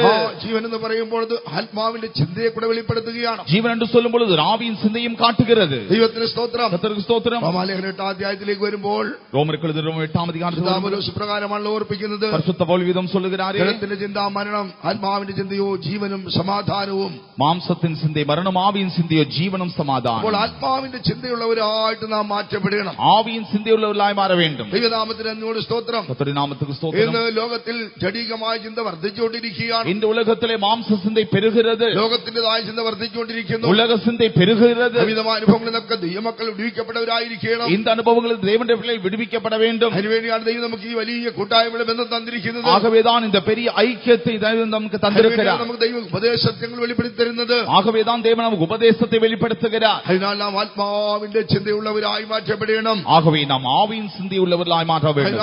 അങ്ങനെ നാം അതേ സമാധാനവും ജീവനും ഉള്ളവരായി കാണപ്പെടണം. இவ்விதமாக சமாதானமும் ஜீவனும் உடையவர்களாய் இருக்க வேண்டும். ദൈവനാമത്തിന് അന്നോട് സ്തോത്രം. கர்த்தருடைய நாமத்துக்கு ஸ்தோத்திரம். ഒരുപാട് കാര്യങ്ങൾ ഓർപ്പിക്കാനുണ്ടെങ്കിൽ തന്നെയും அநேக காரியங்களை சொல்ல இருக்கிறது என்றாலும் നാം ചിന്തിക്കുമ്പോൾ നമുക്ക് കാണുവാൻ കഴിയുന്നത്, அடுத்து நாம் சிந்திக்கும் பொழுது അവർ ദൈവത്തിന്റെ ന്യായപ്രമാണത്തെ ഉപേക്ഷിച്ചു എന്ന് കാണുന്നു. தேவனுடைய கட்டளைகளை அவர்கள் அதன்படி நடக்க சம்மதிக்கவில்லை. ദൈവത്തിന്റെ നിയമം പ്രമാണിച്ചില്ല, உடன்படிக்கை கைக்கொள்ளவில்லை. അവർ ദൈവത്തിന്റെ ന്യായപ്രമാണത്തെ ഉപേക്ഷിച്ചു. தேவனுடைய கட்டளைகளை விட்டுவிட்டார்கள். ദൈവത്തിന്റെ ന്യായപ്രമാണത്തെ നാം ഉപേക്ഷിക്കുന്നവരായി തീരരുത്. தேவனுடைய நியாயப்பிரமாணத்தை நாம் விட்டுவிடக் கூடாது. ദൈവത്തിന്റെ ന്യായപ്രമാണമാണ് നമ്മെ ശ്രേഷ്ഠരാക്കി തീർക്കുന്നത്. தேவனுடைய நியாயப்பிரமாணம் இல்லாவிட்டால் கட்டளைகள் தான் நம்மை மேன்மையுள்ளவர்களாய் மாற்றுகிறது. ഇസ്രായേൽ ജനത്തെ മറ്റുള്ളവരിൽ നിന്ന് ശ്രേഷ്ഠരാക്കി തീർത്തത് അവർക്ക് ലഭിച്ചിരുന്ന ന്യായപ്രമാണമായിരുന്നു. இஸ்ரவேல் ஜனங்கள் மற்ற ஜனங்களை பார்க்க விசேஷித்தவர்களாய் மாற்றப்பட காரணம் அவர்களுக்கு கிடைத்த நியாயப்பிரமாணம். മറ്റുള്ളവർക്കില്ലാത്തൊരു പ്രമാണം, மற்றவர்களுக்கு இல்லாத ஒரு பிரமாணம், ദൈവം തന്നെ കൊടുത്ത പ്രമാണം, தேவன் தானே எழுதி கொடுத்தது, ദൈവത്തിന്റെ പ്രമാണം, தேவனுடைய பிரமாணம். ദൈവത്തിന് സ്തോത്രം. கர்த்தருக்கு ആ ஸ்தோத்திரம். പ്രമാണമാണ് അവരെ മറ്റുള്ളവരിൽ നിന്ന് ശ്രേഷ്ഠരാക്കി തീർപ്പാനിടയായി തീർന്നത്. இந்த பிரமாணங்கள் தான் மற்றவர்களை பார்க்கலாம் அவர்களை மேன்மையாய் மாற்றினது. ആവർത്തന പുസ്തകം 4-ാം അധ്യായത്തിൽ നാം വായിക്കുന്നുണ്ട്. ആവർത്തന പുസ്തകം 4-ാം അധ്യായത്തിൽ உபாக புஸ்தகம் 4-ാം அதிகாரத்தில் வாசிக்கிறோம். അതേ ആ പ്രമാണം അവരെ ശ്രേഷ്ഠരാക്കി തീർത്തിരിക്കുന്നു. அந்த பிரமாணங்கள் தான் அவர்களை மேன்மையுள்ளவர்களாய் மாற்றினது. അങ്ങനെയുള്ള ഒരു പ്രമാണമാണ് അവർ ഉപേക്ഷിച്ചു കളഞ്ഞത്. அப்படிப்பட்டதான இந்த நியாயப்பிரமாணத்தை தான் அவர்கள் விட்டுவிட்டார்கள். ദൈവത്തിന് സ്തോത്രം. கர்த்தருக்கு ஸ்தோத்திரம். എന്തിനാണ് ദൈവർക്ക് ന്യായപ്രമാണം കൊടുത്തിരുന്നത്? எதற்காக அவர்கள் நியாயப்பிரமாணம் கொடுத்திருந்தார்? 78-ാം സങ്കീർത്തനത്തിൽ 5-ാം വാക്യം വായിക്കുമ്പോൾ 78-ാം சங்கீதத்தின் 5-ാം വചനത്തിലെ ന്യായപ്രമാണം കൊടുത്തതിന്റെ ഉദ്ദേശം നമുക്ക് കാണാൻ കഴിയുന്നുണ്ട്. எதற்காக அவர்கள் நியாயப்பிரமாணம் கொடுத்தார் என்று நாம் வாசிக்கிறோம். 7-ാം വാക്യത്തിലേക്ക് വരുമ്പോൾ 7-ാം വചനത്തിൽ വരുമ്പொழுது അവർക്ക് ന്യായപ്രമാണം കൊടുത്തത് അവർ ദൈവത്തിൽ മാത്രം ആശ്രയിപ്പാൻ വേണ്ടിയാണ്. அவர்கள் தேவன் மேல் மாத்திர நம்பிக்கை வைக்கும்படியாக. വായിച്ചോട്ടെ 5-6-7 വാക്യം. അവൻ യാക്കോബിൽ ഒരു സാക്ഷ്യം സ്ഥാപിച്ചു, ഇസ്രായേലിൽ ഒരു ന്യായപ്രമാണം നിയമിച്ചു. നമ്മുടെ പിതാക്കന്മാരോട് അവയെ തങ്ങളുടെ മക്കളെ അറിയിപ്പാൻ കൽപ്പിച്ചു. വരുവാനുള്ള തലമുറ, ജനിപ്പാനിരിക്കുന്ന മക്കൾ തന്നെ അവയെ ഗ്രഹിച്ച് എഴുന്നേറ്റ് തങ്ങളുടെ മക്കളോട് അറിയിക്കുകയും അവർ തങ്ങളുടെ ആശ്രയം ദൈവത്തിൽ വെക്കുകയും അവർ തങ്ങളുടെ ആശ്രയം ദൈവത്തിൽ വെക്കണം. ദൈവത്തിന്റെ പ്രവൃത്തികളെ മറന്നു കളയാതെ ദൈവത്തിൽ ആശ്രയം വെക്കുവാൻ വേണ്ടിയാണ് ദൈവം ന്യായപ്രമാണം കൊടുത്തത്. தேவன் மேல் நம்பிக்கை வைக்கும்படியாகத்தான் நியாயப்பிரமாணத்தை தேவன் தந்தார். ദൈവമക്കളെ, നമുക്കൊരു ന്യായപ്രമാണം ദൈവം തന്നിട്ടുണ്ട്. பிரியமான தேவனுடைய பிள்ளைகளே, நமக்கு ஒரு நியாயப்பிரமாணத்தை கர்த்தர் தந்திருக்கிறார். പ്രമാണം എന്താണ്? நியாயப்பிரமாணம் என்ன? നമുക്ക് ലഭിച്ച അപ്പോസ്തോലിക ഉപദേശം, தேவன் நமக்கு தந்த அப்போஸ்தல உபதேசம். മറ്റുള്ളവർ നമ്മെ വ്യത്യസ്തരാക്കുന്നത് ഈ ഉപദേശമാണ്. പ്രിയപ്പെട്ടവരെ, மற்றவர்களை பார்க்க நம்மை மேன்மைப்படுத்துகிறது, பிரித்து காட்டுவது இந்த உபதேசம். മറ്റാർക്കും ഇല്ലാത്തൊരു ഉപദേശം, மற்றொருவருக்கும் இல்லாத உபதேசம், പെന്തക്കോസ്തുകാർക്കുള്ള ഉപദേശം, மற்ற பெந்தகோஸ்தேயருக்கு இல்லாதது, ആർക്കും ഇല്ലാത്തൊരു ഉപദേശം ദൈവമാണ് നമുക്ക് തന്നിരിക്കുന്നത്. ஒருவருக்கும் கிடைக்காத இந்த உபதேசத்தை தேவன் நமக்கு தந்திருக்கிறார். അപ്പോസ്തലന്മാരുടെ കയ്യിൽ ഇത് ഏൽപ്പിച്ചിരിക്കുന്നു. இது அப்போஸ்தலர் கையில் ஒப்புவித்திருக்கிறார். വിശുദ്ധന്മാരിൽ ഇത് ഏൽപ്പിച്ചിരിക്കുന്നു. பரிசுத்தவான்களுக்கு ஒப்புவித்திருக்கிறார். ഈ ഉപദേശമാണ് നമ്മെ മറ്റുള്ളവരിൽ വ്യത്യസ്തരാക്കി തീർക്കുന്നത്. இந்த உபதேசம் தான் மற்றவர்களை பார்க்கிலும் நம்மை பிரித்து காட்டுகிறது. ഈ ഉപദേശമാണ് മറ്റുള്ളവരിൽ നമ്മെ ശ്രേഷ്ഠരാക്കി തീർക്കുന്നത്. மற்றவர்களை பார்க்கிலும் நம்மை மேன்மையுள்ளவர்களாய் காட்டுகிறது உபதேசம். ദൈവനാമത്തിന് അന്നോട് സ്തോത്രം. கர்த்தருடைய நாமத்துக்கு ஸ்தோத்திரம். അതിനാൽ ദൈവമക്കളായ നാം എങ്ങനെ കാണപ്പെടണം? ஆகவே தேவனுடைய பிள்ளைகளாக நாம் எப்படி இருக்க வேண்டும்? നാം ദൈവത്തിൽ മാത്രം ആശ്രയം വെക്കുന്നവരായിരിക്കണം. தேவன் மேல் மாத்திர நம்பிக்கை வைக்க வேண்டும். മനുഷ്യൻ നാം ആശ്രയിക്കരുത്. மனுஷன் நம்பிக்கை வைக்க கூடாது. എഴുത്ത് പഠിച്ചു കഴിഞ്ഞാൽ തെറ്റായ ആശ്രയങ്ങൾ 10-18 തെറ്റായ ആശ്രയങ്ങൾ കാണാൻ കഴിയുന്നു. வேதத்தை ஆராய்ந்தால் தவறான நம்பிக்கைகள் என்று 10-16 காரியங்கள் இருக்கிறது. തെറ്റായ ആശ്രയങ്ങളൊന്നും ദൈവമക്കൾക്കുണ്ടായിരിക്കരുത്. தவறான நம்பிக்கை நமக்கு உண்டாகக்கூடாது. ദൈവം എങ്ങനെ എന്തിൽ ആശ്രയിക്കണമെന്ന് പറഞ്ഞിരിക്കുന്നു, അതിൽ മാത്രമേ നാം ആശ്രയിക്കാവൂ. தேவன் நம்மை எதில் நம்பிக்கை வைக்க வேண்டும் என்று சொல்லுகிறாரோ அதிலே நம்பிக்கை வைக்க வேண்டும். ദൈവത്തിൽ മാത്രം ആശ്രയം വെച്ച് ജീവിക്കണം. தேவன் மேல் மாத்திர நம்பிக்கை வைக்க வேண்டும். അതുകൊണ്ടാണ് ഇർമ്മിയാ പ്രവചനം 17-ാം അധ്യായത്തിൽ വായിക്കുന്നത്. യെരമ്യാ 17-ാം அதிகாரத்தில் வாசிக்கும் பொழுது എല്ലാവർക്കും അറിയാവുന്ന വാക്യങ്ങളാണ്. நாம் எல்லாரும் அறிந்த வசனம். യഹോവ യഹോവയിൽ ആശ്രയിക്കുക. യഹോവ തന്നെ ആശ്രയമായിരിക്കുന്ന ജനം ഭാഗ്യമുള്ളത്. கர்த்தரை நம்பிக்கையாய் வைத்து இருக்கிறதான ஜனம் பாக்கியம் உள்ளது. യഹോവയിൽ ആശ്രയിക്കുക. യഹോവ തന്നെ ആശ്രയമായിരിക്കണം. கர்த்தர் மேல் நம்பிக்கையாயிருந்து கர்த்தர் மேல் மாத்திர நம்பிக்கையாயிருக்கிற യഹോവയിൽ மனுஷன் ആശ്രയിക്കുക എന്ന് പറഞ്ഞാൽ മതി. എന്നാൽ അങ്ങനെയല്ല പറഞ്ഞത്. യഹോവ തന്നെ ആശ്രയമായിരിക്കണം. கர்த்தர் மேல் நம்பிக்கையாயிருக்கிறான் என்றால் போதும் என்று எழுதவில்லையே, கர்த்தர் மேல் மாத்திரம் என்று எழுதப்பட்டிருக்கிறது. മറ്റു യാതൊന്നും നാം ആശ്രയം വെക്കരുത്. வேறொன்றின் மேல் நம்பிக்கை வைக்கக்கூடாது. ആശ്രയം വെക്കരുത്. மனுஷன் மேல் நம்பிக்கை வைக்கக்கூடாது. ധനത്തിൽ ആശ്രയം വെക്കരുത്. சம்பத்தில் நம்பிக்கை வைக்கக்கூடாது. നമ്മുടെ ആരോഗ്യത്തിൽ ആശ്രയം വെക്കരുത്. நம்முடைய ஆரோக்கியத்தில் நம்பிக்கை வைக்கக்கூடாது. ഒന്നിനും നാം ആശ്രയം വെക്കരുത്. ஒன்றின் மேலும் நம்பிக்கை வைக்கக்கூடாது. ആശ്രയം 100% നമ്മുടെ ദൈവത്തിലായിരിക്കണം. நம்முடைய நம்பிக்கை 100% தேவன் மேல் மாத்திரம். ദൈവത്തിന് സ്തോത്രം. கர்த்தருக்கு ஸ்தோத்திரம். ആർക്കാണ് ദൈവത്തിൽ ആശ്രയം വെക്കാൻ കഴിയുന്നത്? யார் தேவன் மேல் நம்பிக்கை வைக்க முடியும்? 9-ാം സങ്കീർത്തനം 10-ാം വാക്യത്തിലേക്ക് വരുമ്പോൾ 9-ാം சங்கீதம் 10-ാം വചനത്തിലെ ഇപ്രകാരം നാം വായിക്കുന്നുണ്ട്. இவ்விதமாய் நாம் வாசிக்கிறோம். അവന്റെ നാമത്തെ അറിയുന്നവർ അവനിൽ ആശ്രയിക്കും. அவருடைய நாமத்தை அறிகிறவர்கள் அவரில் நம்பிக்கை வைப்பார்கள். ദൈവത്തിന്റെ നാമത്തെ അറിയുന്ന ഒരു വ്യക്തിക്ക് ദൈവത്തിൽ ആശ്രയിപ്പാൻ കഴിയും. அவருடைய நாமத்தை அறிந்தவர்கள் அவரில் நம்பிக்கை வைக்க முடியும். ദൈവത്തിന്റെ നാമത്തെ അറിയാത്ത ഒരു വ്യക്തിക്ക് ഒരിക്കലും ദൈവത്തെ ആശ്രയിപ്പാൻ കഴിയത്തില്ല. அவருடைய நாமத்தை அறியாதவர்கள் அவரில் நம்பிக்கை வைக்க முடியாது. നമ്മുടെ ദൈവത്തിന്റെ നാമത്തെ നാം അറിയണം. ஆண்டவருடைய நாமத்தை நாம் அறிய வேண்டும். എങ്ങനെയാണ് ദൈവത്തിന്റെ നാമത്തെ അറിയാൻ കഴിയുന്നത്? எப்படி அவருடைய நாமத்தை அறிய முடியும்? ദൈവത്തിന്റെ നാമത്തെ അറിയണമെങ്കിൽ നാം ദൈവത്തോട് പറ്റിയിരിക്കണം. அதற்காக நாம் தேவனோடு சேர்ந்திருக்க வேண்டும். ദൈവത്തോട് പറ്റിയിരിക്കുന്ന ഒരു ദൈവവൈതലിനെ ദൈവത്തിന്റെ നാമത്തെ അറിയാൻ കഴിയത്തുള്ളൂ. தேவனோடு சேர்ந்திருக்கிறான் ஒரு தேவனுடைய பிள்ளைக்கு தேவனுடைய நாமம் அறிவிக்கப்படும். അവന്റെ നാമത്തെ അറിയുന്നവർ അവർ ദൈവത്തിൽ ആശ്രയിക്കും. உமது நாமத்தை அறிந்தவர்கள் உம்மை நம்பி இருப்பார்கள். 10-ാമത്തെ വാക്യം. നിന്റെ നാമത്തെ അറിയുന്നവർ നിങ്ങൾ ആശ്രയിക്കും. നിന്റെ നാമത്തെ അറിയുന്നവർ നിന്നിൽ ആശ്രയിക്കും. உமது நாமத்தை அறிந்தவர்கள் உம்மை நம்பி இருப்பார்கள். അതിനാൽ ദൈവത്തിൽ ആശ്രയിക്കണം. ദൈവത്തിന്റെ നാമത്തെ അറിയണം. தேவன் மேல் நம்பிக்கை வைக்கும்படி தேவனுடைய நாமத்தை அறிய வேண்டும். ദൈവത്തിന്റെ നാമത്തെ അറിയണമെങ്കിൽ ദൈവത്തോട് നാം പറ്റിയിരിക്കുന്നവരായിരിക്കണം. தேவனுடைய நாமத்தை அறியும்படியாக தேவனோடு சேர்ந்திருக்க வேண்டும். 91-ാം സങ്കീർത്തനത്തിൽ പ്രകാരം വായിക്കുന്നുണ്ടല്ലോ. 91-ാം சங்கீதத்தில் விதம் வாசிக்கிறோம். അവൻ എന്നോട് പറ്റിയിരിക്കാൻ ഞാൻ അവനെ വിടുവിക്കും. அவன் என்னிடத்தில் வாஞ்சியாயிருக்கிறபடியால் நான் அவனை விடுவிப்பேன். അവൻ എന്റെ നാമത്തെ അറിയാൻ ഞാൻ അവനെ ഉയർത്തും. என் நாமத்தை அவன் அறிந்திருக்கிறபடியால் அவனை உயர்ந்தடைக்க അവൻ എന്നോട് പറ്റിയിരിക്കാൻ ഞാൻ അവനെ വിടുവിക്കും. அவன் என்னிடத்தில் சேர்ந்திருக்கிறபடியால் അവൻ എന്റെ നാമത്തെ അറിയാൻ ഞാൻ അവനെ ഉയർത്തും. என் நாமத்தை அவன் அறிந்திருக்கிறபடியால் அவனை உயர்ந்தடைக்க നാമത്തെ അറിയണമെങ്കിൽ ദൈവത്തോട് പറ്റിച്ചേർന്ന് ജീവിക്കണം. நாமத்தை அறிய வேண்டுமானால் தேவனோடு சேர்ந்து ஜீவிக்க வேண்டும். അവർക്ക് മാത്രമേ ദൈവത്തിൽ ആശ്രയിപ്പാൻ കഴിയത്തുള്ളൂ. அவர்கள் தான் தேவனை நம்பிக்கையாயிருக்க முடியும். ദൈവത്തോട് പറ്റിച്ചേരുക എന്ന് പറഞ്ഞാൽ എന്താണ് ഇതിന്റെ അർത്ഥം? தேவனோடு சேர்ந்திருப்பது என்றால் அதன் பொருள் என்ன? രൂത്തിന്റെ പുസ്തകത്തിലേക്ക് വരുമ്പോൾ നമുക്ക് അവിടെ രൂത്ത് നവോമിയോട് പറ്റിച്ചേർന്ന് ജീവിക്കുന്നതായിട്ട് കാണുവാൻ കഴിയും. ரூத்தின் புஸ்தகத்தில் வரும் பொழுது ரூத் நவோமியோடு சேர்ந்திருந்ததை பார்க்கிறோம். ഓർപ്പ വിട്ടുപിരിഞ്ഞു പോയി. ஓர்பால் பிரிந்து போனால் നവോമി കാര്യങ്ങളൊക്കെ പറഞ്ഞു കഴിഞ്ഞപ്പോൾ நவோமி காரியங்களை சொன்னபோது ഇനിയിപ്പോൾ നവോമിയുടെ കൂടെ പോയിട്ട് വലിയ ഗുണമൊന്നുമില്ലെന്ന് ഓർപ്പ ചിന്തിച്ചു. ஓர்பால் நினைத்தால் இனி நவோமியோடு சேர்ந்து பிரயோஜனமில்லை. നവോമി കാണിച്ചു കൊടുത്ത ദൈവത്തെ ഓർപ്പ കണ്ടില്ല. நவோமி சொல்லிக் கொடுத்த தேவனை இந்த ஓர்பால் காணவில்லை. ദൈവത്തിന് സ്തോത്രം. ஸ்தோத்திரம். എന്നാൽ ആ ദൈവത്തെ വാസ്തവത്തിൽ രൂത്ത് കാണുകയുണ്ട്. ஆனால் அந்த தேவனை இந்த ரூத் கண்டுகொண்டார். സർവശക്തനായ ദൈവം, സർവ്വവല്ലമുള്ള ദൈവം, ഇസ്രായേലിന്റെ ദൈവത്തെ വാസ്തവത്തിൽ ഈ രൂത്ത് ഈ മരുമക്കൾക്ക് കാണിച്ചു കൊടുത്തു. உண்மையாகவே சர்வவல்லமையான தேவனை குறித்து நவோமி தன்னுடைய மருமக்களுக்கு காட்டிக் கொடுத்தாள். അത് ரூത്തിന് മനസ്സിലായി ശരിയായിട്ട്. ரூத்துக்கு அது சரியாய் புரிந்து കാണുവാനായിട്ട് கொண்டாள். രൂത്തിന്റെ കണ്ണ് പ്രകാശിച്ചു. அதை காணும்படி ரூத்தின் கண்கள் பிரகாசித்தது. ഓർപ്പയ്ക്ക് അത് ശരിയായിട്ട് മനസ്സിലാക്കാൻ കഴിഞ്ഞില്ല. ஓர்பாலுக்கு அதை புரிந்து கொள்ள முடியவில்லை. അതുകൊണ്ടാണ് വിട്ടുപിരിഞ്ഞു പോകാൻ പറഞ്ഞപ്പോൾ ഓർപ്പ വിട്ടുപിരിഞ്ഞു പോയത്. ஆகவே பிரிந்து போக சொன்ன பொழுது ஓர்பால் போய்விட்டாள். കാര്യങ്ങളെല്ലാം തുറന്നു പറഞ്ഞു കഴിഞ്ഞപ്പോൾ எல்லா காரியங்களையும் திறந்து சொன்ன ഇനി போது എന്റെ കൂടെ വന്നിട്ട് യാതൊരു പ്രയോജനവും ഇല്ല. என்னிடத்தில் வந்து யாரது பிரயோஜனம் இல்லை. ഞാൻ ഒരു മാറയാണ്. நான் வயது சென்றவளாயிருக்கிறேன். മാറാം நான் ஒரு മാറാവായി இருக்கிறேன்.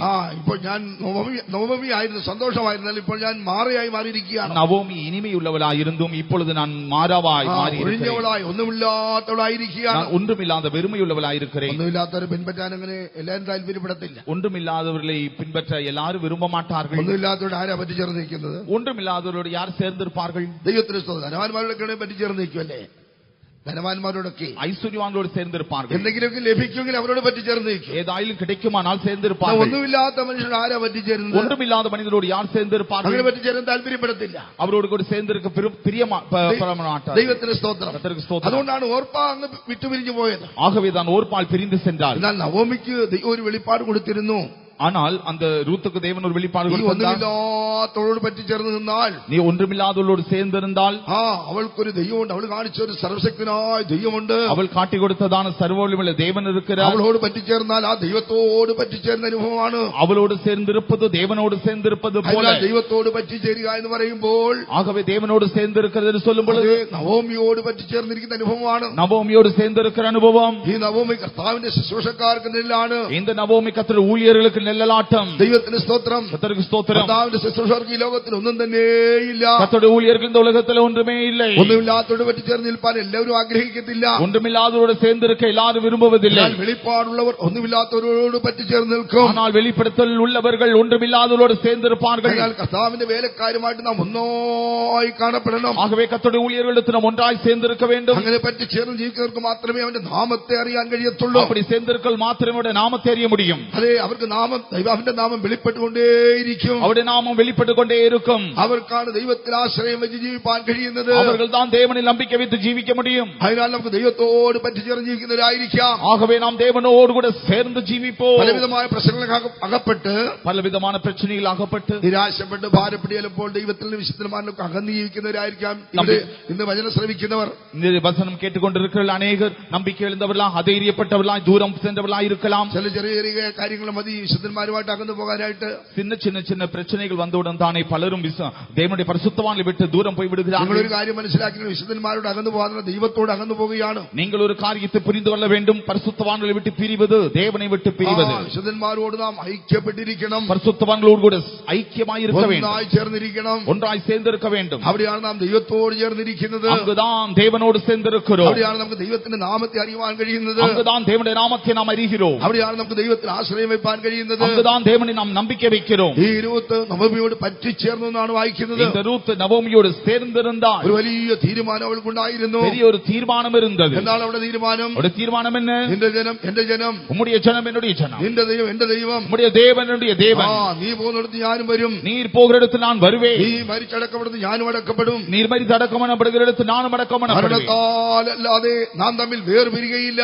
மரணமே அல்லாமல் நம்மை பிரிப்பதில்லை. വിവാഹ ഉടമ്പടി പോലെ, വിവാഹത്തിന്റെ ഉടമ്പടി പോലെ. விவாகத்தின் உடன்படிக்கை. വിവാഹത്തിന് ഇങ്ങനെ ഉടമ്പടി ചെയ്ത കൊടുത്താണ് വിവാഹം ചെയ്തു കൊടുക്കുന്നത്. விவாகம் செய்து கொடுக்கும்போது இந்த കൈപിടിച്ചു കൊടുക്കുമ്പോൾ മരണത്താലല്ലാതെ തമ്മിൽ വേർപിരികയില്ല. மரணமே அல்லாமல் நம்மை பிரிக்க மாட்டாது. അത്രമാത്രം ഒന്നായി ചേരുന്ന അനുഭവം. இவ்விதமாய் ஒன்றாய் சேர்ந்து അങ്ങനെ ഒരു തീരുമാനമാണ് വാസ്തവത്തിൽ അവളെ ആ നവോമിയോട് പറ്റിച്ചേരുവാൻ കാരണമാക്കി തീർത്തത്. இந்த ஒரு தீர்மானம் தான் அவளோடு നവോമിയോട് சேர்ந்திருக்க செய்தது. അതുകൊണ്ട് അവൾ എവിടെയാണ് ചെന്നെത്തിയത്? அவள் எங்கு சென்று അവൾ சேர்ந்தாள்? അതേ ബോബസിന്റെ വയലിൽ ചെന്നെത്തി. போவாசின் வயலுக்கு അവൾ சென்றாள். ബോബസിന്റെ കാന്തയായി തീർന്നു. போவாசின் மனைவியானாள். ബോബസിനുള്ളതെല്ലാം അവൾക്ക് ലഭ്യമാകാനിയായി തീർന്നു. போவாசுக்குரியதெல்லாம் அவளுக்கு சொந்தமானது. അതിനാൽ പ്രിയ ദൈവമക്കളെ, அருமையான தேவனுடைய ஜனமே, നാം നമ്മുടെ ദൈവത്തോട് പറ്റിച്ചേർന്ന് ജീവിക്കണം. നമ്മുടെ தேவனோடு நாம் சேர்ந்து ஜீவிக்க അപ്പോൾ வேண்டும். നമുക്ക് ദൈവത്തിൽ ആശ്രയം വെപ്പാനായിട്ട് കഴിയും. அப்பொழுது தேவனில் நம்பிக்கை வைக்க முடியும். വിവരിപ്പാൻ ധാരാളം ഉണ്ടെങ്കിൽ തന്നെയും விவரிக்க அநேகம் இருந்தாலும் അടുത്താണ് നാം ചിന്തിക്കുമ്പോൾ നാം ദൈവത്തിൽ ആശ്രയം വെക്കണമെങ്കിൽ அடுத்த தேவனில் நம்பிக்கை வைக்க வேண்டுமானால் നാം നമ്മെ തന്നെ മുഴുവനായിട്ട് ദൈവത്തിനായി സമർപ്പിക്കണം. நம்மை நாமே முழுவதுமாய் தேவனுடைய கருத்தில் தர வேண்டும். ഇത് ദൈവത്തിന്റെ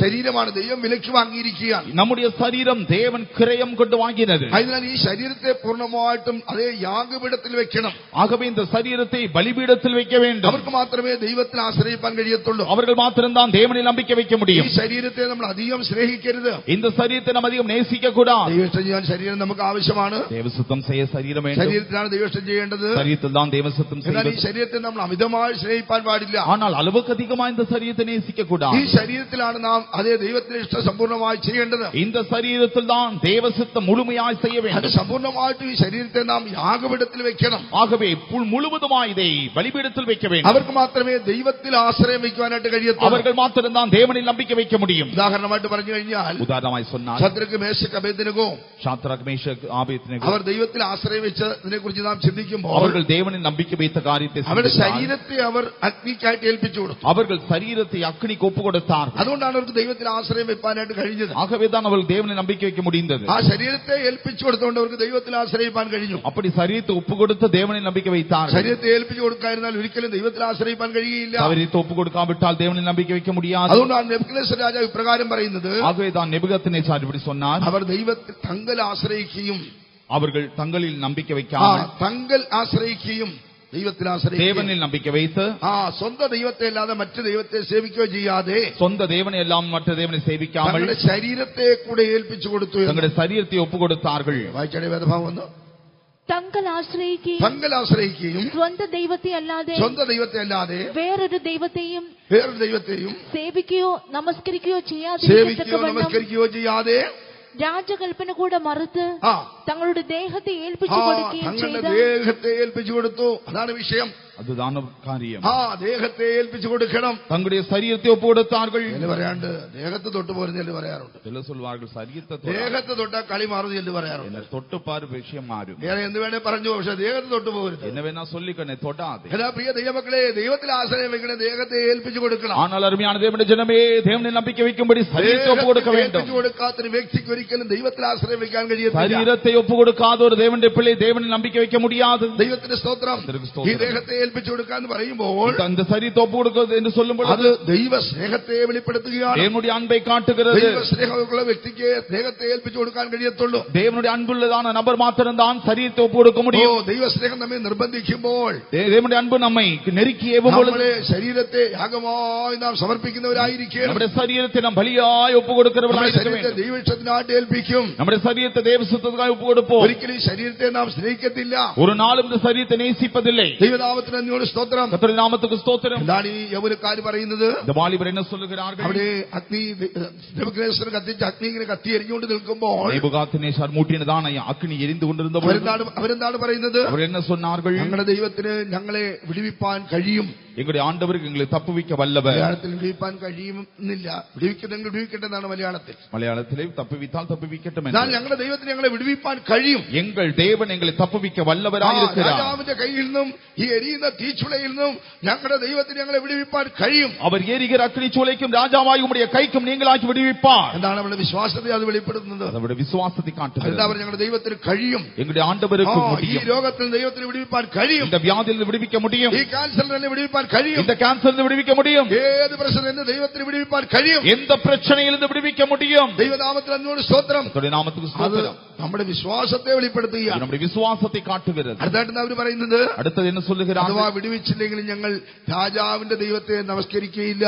விடுவிக்காமற் போனாலும் நாங்கள் உம்முடைய தேவர்களுக்கு ஆராதனை செய்வதில்லை. എന്നാൽ ഈ ശരീരം അഗ്നിയിൽ വെന്തെരിഞ്ഞു പോകാൻ ഞങ്ങൾ തയ്യാറാണ്. இந்த சரீரம் அக்னியிலே வெந்துருகி போக நம் ஆயத்தம். അത് അവരിലുള്ള ദൈവ സ്നേഹത്തെ വെളിപ്പെടുത്തുകയാണ്. அது அவர்களுக்குள்ள தேவ அன்பை காட்டுகிறது. വിശ്വാസവും സ്നേഹവും அவருடைய விசுவாசமும் அன்பும் അതാണ് പ്രിയപ്പെട്ടവരെ ദൈവത്തിൽ ആശ്രയിപ്പാൻ ഇടയായി തീരുന്നത്. அதுதான் தேவனை நம்பிக்கை வைக்க உதவி செய்தது. ദൈവത്തിൽ പൂർണ്ണ വിശ്വാസമുള്ളവരായിരിക്കണം ദൈവമക്കൾ. தேவனுடைய பிள்ளைகள் தேவன் மேல் பூர்ண விசுவாசம் உள்ளவர்களாയിരിக்க வேண்டும். നാം പൂർണ്ണമായി സ്നേഹിക്കുന്നവരായിരിക്കണം. தேவனை முழுவதும் நேசிக்க வேண்டும். അപ്പോഴേ നമുക്ക് നമ്മുടെ ശരീരത്തെ ഏൽപ്പിച്ചു കൊടുക്കാൻ കഴിയത്തുള്ളൂ. அப்பொழுது மாத்திரம்தான் சரீரத்தை ஒப்பு கொடுக்க முடியும். ദൈവനാമത്തിന് നന്ദിയോട് സ്തോത്രം. கர்த்தருடைய நாமத்துக்கு ஸ்தோத்திரம்.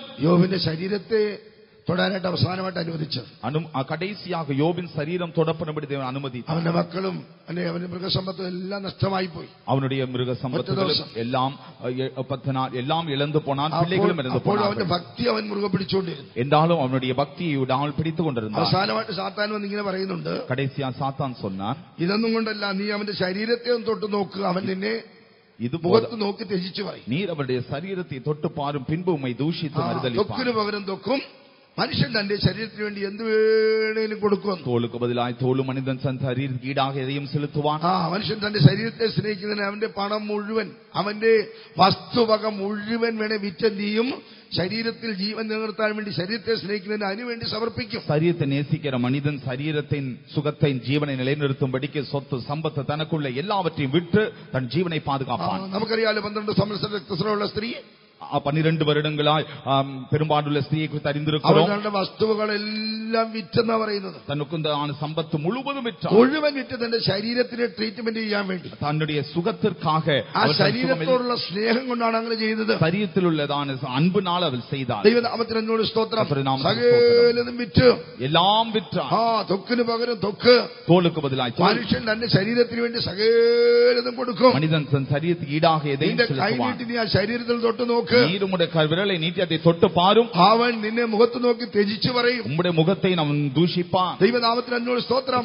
ഇത് സാത്താന് നന്നായിട്ട് അറിയാവുന്ന വിഷയമാണ്. சாத்தானுக்கு தெரிந்த காரியம். അതുകൊണ്ട് അങ്ങനെ ശരീരം അഗ്നിയിൽ ഇടാൻ വേണ്ടതായിരുന്ന ഒരു പരീക്ഷ അവർക്ക് വന്നത്. ஆகவேதான் இப்படிப்பட்டதான தீயில போடப்பட வேண்டிய சூழ்நிலை பரிசு അവർ வந்தது. തങ്ങളുടെ ദേഹത്തെ സ്നേഹിച്ചില്ല.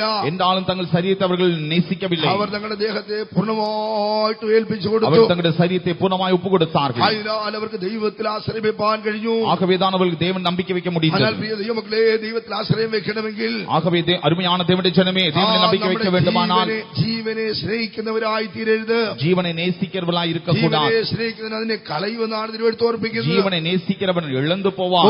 ജീവനെ കളയുന്നവൻ അതിനെ കണ്ടെത്തും. ஜீவனை இழந்து போகிறவன் அதை கண்டுകൊള്ളുவான். നമ്മുടെ ജീവനെ വെറുക്കുന്നവരായിരിക്കണം. நாம் ஜீவனை வெறுக்கிறவர்களாய் இருக்க வேண்டும். വിശുദ്ധ പൗലോസ് എന്താണ് ഓർപ്പിക്കുന്നത്? பரிசுத்த பவுல் என்ன சொல்லுகிறார்? ഞാൻ എന്റെ പ്രാണനെ വിലയേറിയതായി എണ്ണുന്നില്ല. நான் என் பிராணனை அருமையாக எண்ணவில்லை. ദൈവമക്കളെ, നമ്മുടെ പ്രാണനെ നാം വിലയേറിയതായി എണ്ണുന്നവരായി തീരരുത്. அருமையான தேவனுடைய பிள்ளைகளே, நம்முடைய பிராணனை அருமையாக எண்ணக்கூடாது. പ്രാണനെ നാം വെറുക്കുന്നവരായിരിക്കണം. ஜீவனை வெறுக்கிறவர்களாய் இருக்க வேண்டும். അതെ, ഇന്ന് മരിപ്പാൻ തയ്യാറായിരിക്കണം. இன்னும் மரிக்க ஆயத்தமாய் இருக்க അത്ര வேண்டும். വലിയ ദൈവസ്നേഹം നമുക്കുണ്ടായിരിക്കണം. அவ்வளவு பெரிய தேவனுடைய அன்பு இருக்க അത്ര வேண்டும். വലിയ പ്രത്യാശ നമുക്കുണ്ടായിരിക്കണം. அவ்வளவு பெரிய நம்பிக்கை இருக்க வேண்டும். ഇന്ന് മരിച്ചാൽ ഞാൻ യേശുവിന്റെ അടുക്കൽ ചെന്ന് ചേരും. என்று மரித்தாலும் இயேசுவண்டை சென்று ഓ, சேருவேன். എനിക്ക് ജീവിക്കുന്ന ക്രിസ്തുവും മരിക്കുന്നത് ലാഭമാണ്.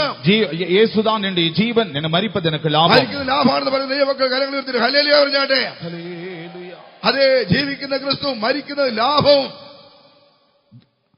ജീവിപ്പത് ക്രിസ്തു, മരിപ്പത് എനിക്ക് ലാഭം. ദൈവത്തിന് സ്തോത്രം. സ്തോത്രം. ആരാണ് ഈ ശരീരത്തെ സ്നേഹിക്കുന്നത്? யார் இந்த சரீரத்தை நேசிக்கிறார்கள்? ശരീരം വിട്ടുപിരിഞ്ഞ് എങ്ങനെയെങ്കിലും ക്രിസ്തുവിനോടുകൂടെ ഇരിപ്പാനുള്ളതായ വലിയ ആഗ്രഹം. தேகத்தை விட்டு பிரிந்து தேவனோடு கூட சேர்ந்திருக்க விருப்பம் உள்ளவர்கள். ക്രിസ്തുവിനോട് ചേരുവാൻ എനിക്ക് ആവശ്യമുണ്ട്. விட்டு பிரிந்து கிறிஸ்துவோடு சேர எனக்கு வாஞ்சையுண்டு. അത്യുത്തമമാകുന്നു. அது மிகவும் மேன்மையானது. അതെ, അങ്ങനെ വാസ്തവത്തിൽ നമ്മുടെ ശരീരത്തെ നാം വെറുക്കുന്നെങ്കിൽ, அவ்விதமாய் நம்முடைய சரீரத்தை வெறுப்போமானால், ജീവനെ വെറുക്കുന്നെങ്കിൽ, ஜீவனை வெறுப்போமானால், നമ്മൾ മനുഷ്യരെ ആശ്രയിക്കത്തില്ല. மனுஷில் நம்பிக்கை வைப்பதில்லை. മരുന്നിൽ ആശ്രയിക്കത്തില്ല. மருந்தில் நம்பிக்கை வைப்பதில்லை. ആശ്രയിക്കത്തില്ല. വൈദ്യന്മാരിൽ, பரிகாரில் நம்புகிறது. ഭൗമികതയിലൊന്നും ആശ്രയിക്കത്തില്ല. ഭൂമിക്കുரிய കാര്യത്തെ നമ്പുവതിல்லை. 100% ദൈവത്തിൽ ആശ്രയിക്കുന്നവരായിരിക്കും. 100% தேவனில் நம்பிக்கை வைக்கிறவர்களாய். പ്രിയ ദൈവമക്കളെ, നമ്മുടെ ദേഹത്തെ നമുക്ക് ഏൽപ്പിച്ചു കൊടുക്കുന്നവരായി തീരാം. ஆகவே நம்முடைய சரீரத்தை ஒப்பு கொடுக்கிறவர்களாய் இருப்போம். ദൈവനാമത്തിന് അന്നോട് സ്തോത്രം. கர்த்தருடைய നാമத்துக்கு മൂന്നാമതായിട്ട് നാം ஸ்தோத்திரம். ചിന്തിക്കുമ്പോൾ നമ്മുടെ മനസ്സെപ്പോഴും ദൈവത്തിൽ കേന്ദ്രീകൃതമായിരിക്കണം. மூன்றாவதாக நம்முடைய மனது எப்பொழுதும் தேவனை மையமாய் கொண்டதாய் இருக்க வேண்டும். യശയ്യാ 26 അധ്യായത്തിലേക്ക് വരുമ്പോൾ യെശയ്യാ 26க்கு വരും பொழுது അവിടെ എന്താണ് നാം വായിക്കുന്നത്? நாம் என்ன வாசிக்கிறோம்? സ്ഥിരമാനസൻ നിന്നിൽ ആശ്രയം വെച്ചിരിക്കൊണ്ട്, உம்மில் உறுதியாய் பற்றிக் கொண்டிருக்கிற மனதியுடையவன் உம்மை நம்பி இருக்கிறபடியால். ആർക്കാണ് ദൈവത്തിൽ ആശ്രയിപ്പാൻ വെപ്പാൻ കഴിയുന്നത്? யார் தேவனை நம்பி இருக்க முடியும்? നമ്മുടെ മനസ്സ് ദൈവത്തിൽ എപ്പോഴും സ്ഥിരമായിരിക്കണം. நம்முடைய மனது தேவனில் உறுதியாய் இருக்க வேண்டும். ദൈവത്തിൽ നമ്മുടെ മനസ്സ് ഉറപ്പിച്ചിരിക്കണം. மனது தேவனில் உறுதிப்பட வேண்டும். ദൈവത്തിന്റെ വചനത്തിൽ നമ്മുടെ മനസ്സ് ഉറപ്പിച്ചിരിക്കണം. தேவனுடைய வசனத்தில் உறுதிப்பட வேண்டும். പ്രത്യാശയാൽ നമ്മുടെ മനസ്സ് ഉറപ്പിച്ചിരിക്കണം. நம்பிக்கையால் நம்முடைய மனது உறுதிப்பட வேண்டும். സ്ഥിര മനസ്സരായിട്ട് നാം കാണപ്പെടണം. தேவன் மேல் உறுதியாய் நம்பிக்கை உள்ளவர்களாய் இருக்க നമ്മുടെ வேண்டும். മനസ്സ് ദൈവത്തിൽ നിന്ന് വ്യതിചലിച്ചു പോകരുത്. நம்முடைய மனது தேவனை விட்டு பிரியக்கூடாது. നമ്മുടെ മനസ്സ് ദൈവ വചനത്തിൽ നിന്ന് വ്യതിചലിക്കരുത്. நம்முடைய மனது தேவனுடைய வசனத்தை விட்டு பிரியக்கூடாது. വിശുദ്ധ പത്രോസ് ലേഖനത്തിലായി പ്രകാരം വായിക്കുന്നത്. ஆகவேதான் பேதுரு நிருபத்தில் வாசிக்கிறோம், ആകയാൽ നിങ്ങളുടെ മനസ്സ് ഉറപ്പിച്ച് உங்களுடைய மனதை உறுதிப்படுத்திக் கொண்டு നിർമ്മതരായി, ഉറുതിയുള്ളവர்களായി, നിർമ്മതരായി, കുറ്റമില്ലാത്തവர்களായി, വരുവാനുള്ള കൃപയിൽ പൂർണ്ണ പ്രത്യാശ വെച്ചുകൊള്ളി. വെളിപ്പെട പോകുന്നതാണ് கிருபையின் மேல் பூர்ண நம்பிக்கையுள்ளவர்களாய் இருங்கள். ഒരു കൃപ നമുക്ക് വേണ്ടി വരുവാൻ പോകുന്നു. ஒரு கிருபை நமக்கு வெளிப்பட போகிறது. നമുക്ക് അനേക കൃപ വെളിപ്പെട്ടു. அநேக கிருபைகள் வெளிப்பட்டது. രക്ഷിക്കപ്പെട്ട കൃപയാലാണ്. ரட்சிக்கப்பட்டது கிருபையினால். ജ്ഞാനം എടുത്ത കൃപയാലാണ്. ஞானஸ்நானம் எடுத்தது கிருபையால். പ്രാപിച്ച കൃപയാലാണ്. பரிசுத்தாவி பெற்றது கிருபையால். ഈ കൂട്ടായ്മയുടെ ബന്ധം കൃപയിലാണ്. இந்த ஐக்கியத்தில் வந்தது கிருபையினால். കഷ്ടപ്പെടുന്ന കൃപയാലാണ്. பாடுபடுகிறது கிருபையால். നമ്മളെ തിരഞ്ഞെടുപ്പ് കൃപയാലാണ്. நம்மை தெரிந்து கொள்ளுதல் கிருபையால். വിളി കൃപയാലാണ്. அழைப்பு கிருபையால். സകലതും കൃപയാൽ. எல்லாம் கிருபையினால். നാം പൂർണ്ണപ്പെടുന്നതും കൃപയാൽ. നാം പൂർണ്ണപ്പെടുന്നതും கிருபையால். കൃപ നാർപ്പോട് ആണിക്കല്ല് കയറ്റുമെന്ന് വായിക്കുന്നത്. நம் கிருபை கிருபை என்ற சத்தத்தோடு கூட தான் மூளைக்கல் போடப்படும். അതേ, ആണിക്കല്ല് അവസാനം വെക്കുന്ന കല്ലാണ്. அந்த மூளைக்கல் கடைசியாய் போடப்படுகிற கல் പൂർണ്ണതയെ വെളിപ്പെടുത്തുകയാണ്. பூர்ணத்தை காட்டுகிறது. നാം പൂർണ്ണപ്പെടുന്നതും ദൈവത്തിന്റെ കൃപയാലാണ്. നാം പൂർണ്ണപ്പെടുகிறது தேவனுடைய கிருபையினால். നാം കർത്താവിന്റെ വരിൽ ചേർത്ത് കൊള്ളപ്പെടുന്ന ദൈവത്തിന്റെ കൃപയാലാണ്. கர்த்தருடைய வரிகளில் சேர்த்துக் கொள்ளப்படுகிறது தேவனுடைய கிருபையினால். ഹല്ലേലൂയ. ഹല്ലേലൂയ. അവന്റെ കൃപയുമായിട്ട് വരുവാൻ പോവുകയാണ്. இந்த கிருபையோடு கிருபையோடு கூட வருகிறார். അതാണ് വരുവാനുള്ള കൃപയിൽ പൂർണ്ണ പ്രത്യാശ വെച്ചുകൊള്ളുകയും. ஆகவே தான் வரப்போகிற கிருபையில் பூர்ண நம்பிக்கையுள்ளவராயிருங்கள். കൃപയല്ല, വരുവാനുള്ള കൃപ. வரப்போகிற கிருபை. അതെ, യേശു വരുമ്പോൾ ഒരു കൃപയുമായിട്ടാണ് വരുന്നത്. യേശു വെളിപ്പെടും பொழுது கிருபையோடு வெளிப்படுகிறார். എന്തിനാണ് ആ കൃപ കൊണ്ടുവരുന്നത്? எதற்காக ആ കൃപയാണ് നമ്മുടെ ശരീരത്തെ രൂപാന്തരപ്പെടുത്തുന്നത്. அந்த கிருபை தான் நம்முடைய சரீரத்தை மறுரூபப்படுத்துகிறது. കഴിഞ്ഞ രാത്രി നാം അത് കേട്ടുവല്ലോ. സത്യം கடந்த இரவில் அந்த சத்தியம் கேட்டோமே. നമ്മുടെ ശരീരം രൂപാന്തരപ്പെടും, നമ്മുടെ ശരീരം മറുരൂപപ്പെടും, രക്ഷരായി ഉറുക്കും, അழிവില്ലാതുള്ള എഴുந்திருப்போம். ദൈവനാമത്തിന് സ്തോത്രം. கர்த்தருடைய நாமத்துக்கு மகிமையுண்டாகட்டும். കൃപയാണ് നമ്മെ രൂപാന്തരപ്പെടുത്തുന്നത്.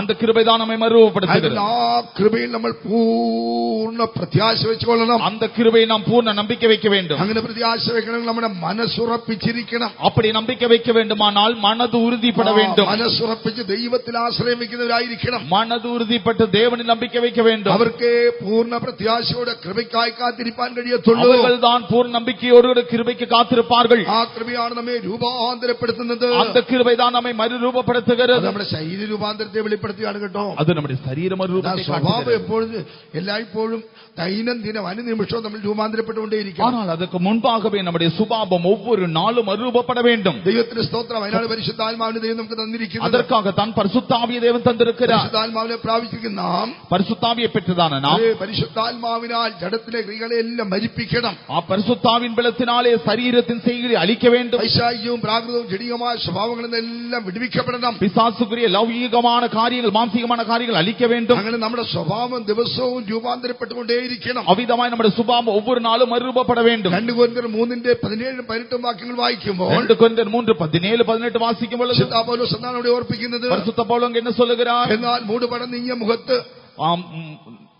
മുക്കാട് മാറ്റപ്പെട്ടതാണ് മുഖത്തോട് കർത്താവിന്റെ തേജസ്സിനെ കണ്ണാടി പോലെ പ്രതിബിംബിക്കുന്നവരായി നാം എല്ലാവരും തിരഞ്ഞ മുഖമായി കർത്തര് മഹിമയെ കണ്ണാടി പോലെ കണ്ട് ആത്മാവാകുന്ന കർത്താവിന്റെ ദാനമായി ആവിയായിരിക്കുന്ന കർത്തരാലേ തേജസ്സിന്മേൽ തേജസ് പ്രാപിച്ച് അതേ പ്രതിമയായി രൂപാന്തരപ്പെടുന്നു. അന്തസായലാകത്താണേ മഹിമയടൈந்து മറുരൂപപ്പെടുகிறோம். പെടുവെന്നല്ല പറഞ്ഞത്, പെടുന്നു എന്നാ പറഞ്ഞിരിക്കുന്നത്. നാം പടുவோം എന്ന് சொல்லுகிறார். അന്നത്തെ വർത്തമാന കാലത്തിൽ ഇപ്പോൾ അങ്ങനെ സംഭവിച്ചുകൊണ്ടേയിരിക്കുന്നു. இப்படி நடந்துകൊണ്ടിருக்கிற காரியத்தை எழுதுகிறார். കൂട്ടായ്മയുടെ ബന്ധത്തിൽ വചനം കേട്ട് ആത്മാവിനാൽ നമ്മുടെ സ്വഭാവം രൂപപ്പെട്ടുകൊണ്ടേയിരിക്കണം. ഐക്യത്തിലെ ദൈവയുടെ വചനത്തെ കേട്ട് ആവിനാൽ നിറപ്പപ്പെടും பொழுது നമ്മുടെ സ്വഭാവത്തിൽ മാറ്റം ഉണ്ടായിക്കൊണ്ടേ இருக்கிறது. തേജസ്സിന്മേൽ തേജസ് പ്രാപിച്ച് അതേ പ്രതിമയായി രൂപാന്തരപ്പെടണം. മഹിമയിന്മേൽ മഹിമ பெற்று அந்த சாயலாகவே மறுரூபப்படுகிறோம். അനേക സഹോദരന്മാരിൽ ആദ്യജാതനാകേണ്ടതിന് അവന്റെ സ്വരൂപത്തോട് നാം അനുരൂപപ്പെടണം. അനേക സഹോദരர்களே முதற் பேரானவராய் இருக்கும்படிக்கு அவருடைய சாயலிலே நாம் இணைக்கப்படுகிறோம். സ്വഭാവ രൂപാന്തരത്തെ വെളിപ്പെടുത്തുകയാണ്. அது சுபாவ ரூபத்தை காட்டுகிறது. അത് ദിവസവും നടന്നുകൊണ്ടിരിക്കണം. ദിനം ദിനം അത് നടന്നുകൊണ്ടിരിக்க வேண்டும். ശരീര രൂപാന്തരം ആ പ്രത്യേക സമയത്താണ് നടക്കുന്നത്. ശരീരത്തിന് മറുരൂപം அந்த கடைசி நேரத்தில் நடக்கும். വരുമ്പോൾ ആ കാഹളം കേൾക്കുമ്പോഴാണ് ശരീര രൂപാന്തരം നടക്കുന്നത്. കർത്തർ വെളിപ്പെടും பொழுது എക്കാലം ധ്വനിക്കും பொழுது அந்த ശരീര മറുരൂപം ഉണ്ടാകും. ശരീര രൂപാന്തരത്തിനായിട്ടുള്ള കൃപയുമായിട്ടാണ് യേശു വരുന്നത്. യേശു വെളിപ്പെടും பொழுது ശരീര മറുരൂപമാക്കിയ കൃപയോട് വെളിപ്പെടുവാൻ. ആ കൃപയാണ് നമ്മുടെ ശരീരത്തെ രൂപാന്തരപ്പെടുത്തുന്നത്. அந்த கிருபைதான் சரீரத்தை மறுரூபப்படுத்தும். ആ കൃപയിൽ നാം പ്രത്യാശ വെച്ചുകൊള്ളണം. ஆகவே அந்த கிருபையின் மேல் நாம் நம்பிக்கை வைக்க வேண்டும். പ്രത്യാശ വെക്കണമെങ്കിൽ നമ്മുടെ മനസ്സുറപ്പിച്ചിരിക്കണം. அப்படி நம்பிக்கை வைக்க வேண்டுமானால் நம்முடைய மனது உறுதிப்பட வேண்டும். ദൈവത്തിൽ ആശ്രയം വെച്ച് നമ്മുടെ മനസ്സുറപ്പിച്ചിരിക്കണം. ஆகவே தேவனில் நம்பிக்கை வைத்து மனதை உறுதிப்படுத்துவோம். മനസ്സിന്റെ അരയെ നാം കെട്ടിക്കൊണ്ടിരിക്കണം. மனதின் அறையை நாம் கட்டிக்கொண்டு എങ്ങനെയാണ് മനസ്സിന്റെ അരയെ കെട്ടേണ്ടത്? எப்படி நாம் அதை கட்ட முடியும்? നമുക്ക് വചനം തരുന്നത്. அதற்கு தான் தேவன் வசனம் தருகிறார். അപ്പോസ്തല ഉപദേശം തരുന്നത്. அதுக்கு தான் அப்போஸ்தல உபதேசம். അന്ത്യകാലത്തിലേക്ക് നാം വന്നെത്തിയിരിക്കുകയാണ്. നാം കടൈസി കാലത്തിൽ വന്നിരിக்கிறோம். ഈ ഉപദേശത്തിനെതിരായിട്ട്, ഈ സത്യത്തിനെതിരായിട്ട് അനേക ശക്തികൾ എഴുന്നേറ്റുകൊണ്ടിരിക്കുകയാണ്. இந்த உபதேசம் சத்தியத்துக்கு அநேக வல்லமை எழும்பிக்கொண்டிருக்கிறது. ദൈവമക്കളെ, നമ്മുടെ മനസ്സിന്റെ അരയിൽ ഈ ഉപദേശങ്ങളെ കെട്ടിക്കൊള്ളണം. அருமையான தேவனுடைய ஜனமே, மனதின் அறையிலே உபதேசத்தை கட்டிக்கொள்ளுவோம். ദൈവനാമത്തിന് സ്തോത്രം. கர்த்தருடைய நாமத்துக்கு ஸ்தோத்திரம். ദൈവവചനത്താൽ നമ്മുടെ മനസ്സിനെ നാം എപ്പോഴും ഉറപ്പിച്ചുകൊണ്ടിരിക്കണം. தேவனுடைய வசனத்தினால் மனதை எப்பொழுதுமே உறுதிப்படுத்த வேண்டும். അല്ലെങ്കിൽ വിശുദ്ധ പൗലോസ് ഇപ്രകാരം ഓർപ്പിക്കുന്നുണ്ട്. പൗൽ இப்படி சொல்லுகிறார். അതേ, നിങ്ങളുടെ മനസ്സ് ക്രിസ്തുവിനുള്ള ഏകാഗ്രതയും നിർമ്മലതയും വിട്ട് വഷളായി പോകുമോ എന്ന് ഞാൻ ഭയപ്പെടുന്നു. உங்களுடைய மனதானது கிறிஸ்துவில் இருக்கிறதான அந்த உண்மையை விட்டு விலகி போய்விடுமோ என்று நான் பயந்திருக்கிறேன். യാതൊരു ഭയവും ഇല്ലായിരുന്നു. பரிசுத்த பவுலுக்கு വേറൊരു ഭയം எதுவும் இல்லை. മരണ ഭയമില്ലായിരുന്നു, മരണ ഭയമില്ല, ശത്രുവിന്റെ ഭയമില്ലായിരുന്നു, ശത്രു ഭയമില്ല, മറ്റൊരു ഭയവും ഇല്ലായിരുന്നു, വേറൊരു ഭയമില്ല. കൊരിന്ത്യർക്ക് എഴുതിയ 2-ാം ലേഖനം 12-ാം അധ്യായത്തിൽ നാം പഠിച്ചു കഴിഞ്ഞാൽ പൗലോസ് അനുഭവിച്ച കഷ്ടങ്ങളെ കുറിച്ച് കാണുന്നുണ്ട്. 2 കൊരിന്ത്യർ 12-ാം അധികാരത്തിൽ പൗൽ പെട്ടതാണ് കഷ്ടങ്ങളെ പാർக்கிறோம். ഒരു ചെറിയ മനുഷ്യനായിരുന്നാ പറയുന്നത്. അവരൊരു വളർത്തിയിൽ കുള്ളമായിരുന്ന 3-4 അടി പൊക്കം കണ്ടുള്ളായിരുന്നാ പറയുന്നത്. 4 അടി പൊക്കം കണ്ടേ ഉള്ളായിരുന്നു. 4 അടി ഹൈറ്റ് தான் പക്ഷെ ഒരു இருந்தது. അമാനുഷികനായിരുന്നു. ஆனால் മനുഷ്യனுக்கு അപ്പാർപ്പെട്ട ഒരു സാക്ഷി. തന്റെ അനുഭവങ്ങളൊക്കെ പഠിച്ചു കഴിഞ്ഞാൽ അവരുടെ കഷ്ടങ്ങളെ പഠിത്താൽ ആ കപ്പൽ ചേതത്തിൽ അകപ്പെട്ടിട്ട് മെലീത്ത ദ്വീപിൽ ചെന്ന് കഴിഞ്ഞപ്പോൾ കപ്പൽ சேதத்தில் അകപ്പെട്ട് മെലിതാ ദ്വീപിലെ പോയി சேர்ந்த பொழுது അവിടുത്തെ മനുഷ്യരെല്ലാം അങ്ങനെ ഒന്ന് തീ കൂട്ടി അവർ തീ കാഞ്ഞുകൊണ്ടിരിക്കുമ്പോൾ അവர்கள் அந்த இடத்தில் അണൽ മൂട്ടി കായ്തു കൊണ്ടിരുന്ന വേളയിൽ പൗലോസിന്റെ കയ്യിലേക്ക് ഒരു അണൽ കയറി വന്ന് പിടിച്ചു. പൗൽ കയ്യിലെ ഒരു വിഷപ്പാമ്പ് പിടിച്ചത് ഉടനെ പതുക്കെ പൂവിശാചെന്നവർ തീയിലോട്ടങ്ങ് തട്ടിയിട്ടു. അത് കയ്യിൽ നിന്ന് ഉദരി തള്ളിവിട്ട. ദൈവത്തിന് സ്തോത്രം. യാതൊരു ഭയവും ഇല്ല. എന്തോ ഒരു ഭയവുമില്ല. അവർ ചിന്തിച്ച് ഇവനൊരു കൊലപാതകനാണ്, ഇപ്പൊ അല്പം കഴിഞ്ഞ് ഇവൻ വീർത്ത് ചാകാൻ പോവുകയാണ്. എല്ലാരും நினைத்தார்கள் ஒரு கொலைபாதகன் சிறிது நேரத்தில் மரித்து போவார். ജാകും പറഞ്ഞ് കാത്തിരിക്കുകയാണ്. അവര് எப்பொழுதும் മരിപ്പാനിട്ട് കാത്തിരുന്നാர்கள். പെന്തക്കോസ്തുകാർക്ക് രോഗികൾക്ക് വേണ്ടി പ്രാർത്ഥിക്കുമ്പോഴേ അയൽവാസികളൊക്കെ വന്ന് കാത്തിരിക്കുന്ന പോലെ பெந்தகோஸ்தக்காரர் வியாதியஸ்தர்க்காக ஜெபிக்கும் பொழுது பக்கத்து வீட்டார்கள் രോഗശാന്തിക്ക് വേണ്ടി നിലനിൽക്കുന്നവർക്ക് വേണ്ടി പ്രാർത്ഥിക്കുമ്പോൾ நாம் தெய்வீக சுகத்தில் நிலைத்திருக்கிறவர்களுக்காக ஜெபிக்கும் பொழுது നാട്ടുകാരും ഇങ്ങനെ വന്ന് കാത്തിരിക്കും. അടിക്കണമെന്ന് പറഞ്ഞു. தேசத்துள்ளவர் பார்ப்பார்கள் எப்பொழுது மரிப்பார்கள் நாம் அடிக்கலாம் என்று. യൗവനക്കാരനെ പാമ്പ് കടിച്ചു. இந்த வாலிபனை பாம்பு கடித்தது. ഒരു യൗവനക്കാരനെ, ഒരു വാലിബൻ. ദൈവത്തിന്റെ സ്തോത്രം. അത് താൻ ഒരു ജോലിയിൽ ഏർപ്പെട്ടുകൊണ്ടിരുന്നപ്പോൾ അതിനെ ചവിട്ടിയപ്പോ കടിച്ചതാ. வேலை செய்து கொண்டிருக்கும் பொழுது அறியாமல் அதை மிதித்தபடினால் கடித்தது. ചവിട്ടുമ്പം കടിക്കുമ്പോൾ വലിയ കോപത്തോടുള്ള കടിയാണ്. நாம் மிதிக்கும் பொழுது கோபத்தோடு தான் கடிக்கும். നല്ല മൂർഖൻ പാമ്പ്. அது விஷம் நிறைந்த. പെട്ടെന്ന് ശരീരത്തിൽ ആകമാനം വിഷം കയറി. ശരീരം മുഴുവതും വിഷമേറി. ഒരു നീല കളറായിട്ട് അദ്ദേഹം മാറ്റപ്പെട്ടു. ശരീരം മുഴുവതും നീല കളറായി മാറിയത്. യൗവനക്കാരൻ 18-19 വയസ്സും കണ്ടേ ഉള്ളൂ. 18-19 വയതേ இருக்கும். അപ്പൊ അവനോട് ചോദിച്ചു, നിനക്ക് ഹോസ്പിറ്റലിൽ പോകണമോ? നീ ഹോസ്പിറ്റലിൽ പോക വിരുമ്പുகிறாയോ? ഹോസ്പിറ്റലിൽ ഒന്നും പോകത്തില്ല. അവൻ പോക മാട്ടാൻ. ആരും ഒന്നും പോകത്തില്ല. ആരും പോക പടി അടിച്ചാലും പോകത്തില്ല, കുറച്ചാലും പോകത്തില്ല, ഒന്നും പോകത്തില്ല. നായ്ക്ക് അടിത്താലും എന്നെ സംഭവിച്ചാലും പോകരുതില്ല. ദൈവത്തിന്റെ സ്തോത്രം. ഹോസ്പിറ്റലിൽ പോകണമെന്ന് ചോദിച്ചു. ഹോസ്പിറ്റലിൽ പോക വേണ്ടും. പോകണ്ട, എനിക്ക് പ്രാർത്ഥിച്ചാൽ എനിക്ക് ജപിത്താൽ പോതും എന്താണ്. വീട്ടുകാരും എല്ലാം വിശ്വാസമുള്ളവർ, വീട്ടിലുള്ളവർക്ക് വിശ്വാസം. എല്ലാവരും കൂടെ വീട്ടിൽ കൂടി, എല്ലാവരും വീട്ടിൽ ചേർന്ന് വിശ്വാസം എല്ലാം ഒന്നിച്ചു കൂടി, കാക്ക കൂടുന്ന പോലെ കൂടി. വിശ്വാസികൾ എല്ലാവരും കാക്ക കൂടുന്നത് വേലക്കാരെ അറിയിച്ച് ഭർത്താവിന്റെ വേലക്കാരും വന്നു. ஊழியக்காரர் வந்தார்கள். എല്ലാവരും കൂടെ ചേർന്ന് പ്രാർത്ഥിച്ചുകൊണ്ടിരിക്കുകയാണ്. எல்லாரும் ஜெபித்துக் கொண்டிருக்கிறார்கள். നാട്ടുകാർ അപ്പറേ വടിയായിട്ട് റെഡിയായിട്ടിരിക്കുകയാണ്. அவன் தேசத்துள்ளவர்கள் தடியெடுத்துக் கொண்டிருக்கிறார்கள். മൂർഖൻ പാമ്പാണ് പയ്യനെ കടിച്ചിരിക്കുന്നത്. விஷம் நிறைந்த பாம்பு தான் கடித்தது. ഇപ്പൊ അടിക്കണമെന്ന് പറഞ്ഞിരിക്കുക. இப்பொழுது அவன் மரித்தால் உடனே அடிக்க வேண்டும். അവരിങ്ങനെ നോക്കിയിരുന്നതേ ഉള്ളൂ. അടിയൊന്നും നടന്നില്ല. നേരത്തോട് നേരമായപ്പോൾ ഈ പയ്യൻ വേഷം ഛർദ്ദിച്ച് അതേ ജീവൻ പ്രാപിച്ച് ഇന്നും ഒരു വിവാഹത്തിനായി 2-3 കുട്ടികളുമായിട്ട് ജീവിക്കുന്നു. அவர்கள் காத்திருந்தார்கள். ஆனால் அந்நேரம் ஆன பொழுது அவனுடைய விஷம் கக்கி அவன் நல்ல சுகத்தோடு எழுந்தான். இப்பொழுது விவாகமாய் 2-3 பிள்ளைகள் இருக்கிறது. അതേ ഒരു പേടിയില്ലായിരുന്നു, ഒരു ഭയവും ഇല്ല. ദൈവത്തിന് സ്തോത്രം. സ്തോത്രം. ആ പാമ്പിനെ ഇങ്ങനെ തീയിലേക്ക് പതുക്കെ വലിച്ചെറിഞ്ഞു കളഞ്ഞു. അവൻ പാമ്പ് എന്ന തീയിൽ ഉതറിനാൻ. അവര് പറയാണ് ഇവനൊരു കുലപാതകനാ കേട്ടോ. ഇവൻ ഒരു കൊലപാതകൻ. കടലിൽ നിന്ന് രക്ഷപ്പെട്ടിട്ട് നീതി ദേവി ഇവൻ ജീവിച്ചിരിക്കാൻ സമ്മതിക്കത്തില്ല. ഇവൻ കടലിൽ നിന്ന് തപ്പിത്താലും കൂടെ നീതി ദേവത ഇവനെ ജീവിക്ക വിടാതെ വീർത്ത് പൊട്ടിച്ചാകുമെന്ന് പറഞ്ഞ് നോക്കിയിരിക്കുക. இப்பொழுது ഇവൻ സാവാനുണ്ട് കാത്തിരുന്നാர்கள். കുറച്ച് സമയമൊക്കെ നോക്കിയിട്ട് ഒന്നും സംഭവിക്കുന്നില്ല. നേരം കാത്തിരുന്നൊന്നും സംഭവിക്കവില്ല. പൗലോസിന് ഒരു പേടിയില്ല, പൗലുക്ക് ഒരു ഭയവുമില്ല. അല്പം കഴിഞ്ഞപ്പോൾ ഇവര് പറയാണ് ഇവൻ ഒരു കുലപാതകനല്ല, ഇവനൊരു ദേവനാണ്. கொஞ்ச நேரம் கழித்து சொன்னார்கள் இவன் கொலைபாதகன் அல்ல, இவன் தேவன். ഒരു കാര്യം നാം മനസ്സിലാക്കിയിരിക്കണം. ഒരു കാര്യം വിളങ്ങിക്കൊള്ളണം. നാം ദേവനാകണമെങ്കിൽ ആദ്യം കുലപാതകനാകണം. നാം ദേവനാക വേണ്ടുമാனால் முதலாவது കൊലപാതകനാക வேண்டும். ദേവന്മാരാകത്തുള്ളൂ. പിൻപുதான் ദേവന്മാരാക முடியும். യാതൊരു ഭയവും ഇല്ലായിരുന്നു, യാതൊരു ഭയവുമില്ല. എന്നാ ഒരു പേടിയുണ്ടായിരുന്നു. എന്താ അതിന്റെ പേടി എന്നറിയാമോ? ഇരുന്ന ഒരേ ഒരു ഭയം എന്ന தெரியுமா? ദൈവത്തിന്റെ സഭയുടെ മനസ്സ് ദേവനുடைய സഭയുടെ ഏകാഗ്രതയും നിർമ്മലതയും വിട്ട് വഷളായി പോകുമോ എന്ന് ഞാൻ ഭയപ്പെടുന്നു. தேவ சபையினுடைய மனது கிறிஸ்துவை பற்றி உண்மை என்று விலகி கெட்டுப்போய் விடுமோ என்று பயந்திருந்தார். നമ്മുടെ മനസ്സ് ദൈവത്തിൽ കേന്ദ്രീകരിച്ചിരിക്കണം. ஆகவே நம்முடைய மனது தேவனில் மையமாய் கொண்டிருக்க வேண்டும். കേന്ദ്രീകരിച്ചിരിക്കണം. தேவனுடைய வசனத்தை பிடித்துக் கொண்டிருக்க வேண்டும். ദൈവവചനത്തെ നാം പ്രിയപ്പെടുന്നവരായിരിക്കണം. தேவனுடைய வசனத்தில் பிரியம் கொள்ள வேண்டும். അപ്പോസ്തല ഉപദേശത്തെ നാം പ്രിയപ്പെടുന്നവരായിരിക്കണം. അപ്പോസ്തല ഉപദേശത്തിൽ പ്രിയം வைக்க வேண்டும். അപ്പോസ്തല ഉപദേശത്തെ നമ്മുടെ മനസ്സിന്റെ അരയിൽ കെട്ടിയിരിക്കണം. അപ്പോസ്തല ഉപദേശത്തെ മനதின் അരയിലെ കെട്ട வேண்டும். ആർക്കും നമ്മെ വ്യതിചലിപ്പിക്കാൻ കഴിയരുത്. ഒരുവരും നമ്മെ പിരിച്ചെടുക്കാൻ முடியாது. അങ്ങനെ ദൈവവചനത്തിൽ നമ്മുടെ മനസ്സ് പൂർണ്ണമായിട്ട് സ്ഥിരമായിരിക്കണം. ആകவே தேவனுடைய மனதில் தேவனுடைய வசனத்தில் நம்முடைய மனது உறுதிப்பட வேண்டும். അവർക്കാണ് ദൈവത്തിൽ ആശ്രയം വെക്കാൻ കഴിയുന്നത്. അവர்கள் தான் தேவனில் நம்பிக்கை வைக்க முடியும். മനസ്സൻ നിന്നിൽ ആശ്രയം വെച്ചിരിക്കൊണ്ട് നീ അവനെ പൂർണ്ണ സമാധാനത്തിൽ കാക്കും. அவன் உண்மையில் வாஞ்சியாய் இருக்கிறபடி, உண்மை உறுதியாய் நம்பிக்கை இருக்கிறபடி நான் நீர் அவனை பூர்ண சமாதானத்தோடு காத்துக்கொள்வீர். ദൈവം തന്നെ അവനെ പൂർണ്ണ സമാധാനത്തിൽ കാക്കും. தேவன் தான் அவரை பூர்ண சமாதானத்தோடு காத்துக்கொள்கிறார். ദൈവത്തിലായിരിക്കും ആശ്രയം വെച്ചിരിക്കുന്നത്. அவன் தேவன் மேல் நம்பிக்கை வைத்திருக்கிறார். മറ്റൊന്നിലും ആശ്രയം വെക്കുകയില്ല. വേറൊന്നിൽ നம்பிக்கை வைக்கவில்லை. ദൈവമക്കളെ, നമുക്ക് ദൈവത്തിൽ ആശ്രയം വെക്കുന്നവരായി തീരാ. അരുമയാണ് ദേവന്റെ ജനമേ, നാം ദേവനിൽ നம்பிக்கை வைப்போம். ദൈവം നമുക്ക് ന്യായപ്രമാണം തന്നിരിക്കുന്നത്. அதுதான் தேவன் நியாயப்பிரமாணம் தந்திருக்கிறார். അപ്പോസ്തല ഉപദേശം തന്നിരിക്കുന്നത്. அதுதான் அப்போஸ்தல உபதேசம் தந்திருக்கிறார். കൂട്ടായ്മ തന്നിരിക്കുന്നത്. ஐக்கியம் தந்திருக்கிறார். കരങ്ങളിൽ ഹല്ലേലൂയ വിളിക്കട്ടെ. അതേ നമുക്ക് ദൈവത്തിൽ മാത്രം ആശ്രയം വെക്കാം. தேவனில் மாத்திரம் நம்பிக்கை வைப்போம். അതിനുവേണ്ടി ദൈവം നമുക്ക് ന്യായപ്രമാണം തന്നിരിക്കുന്നു. அதற்காக தான் தேவன் நியாயப்பிரமாணம் தந்திருக்கிறார். അവർ ന്യായപ്രമാണത്തെ ഉപേക്ഷിച്ചു കളഞ്ഞു. அவர்கள் நியாயப்பிரமாணத்தை விட்டுவிட்டார்கள். അതുകൊണ്ടാണ് അവർ യുദ്ധ ദിവസത്തിൽ പിന്തിരിഞ്ഞു പോയത്.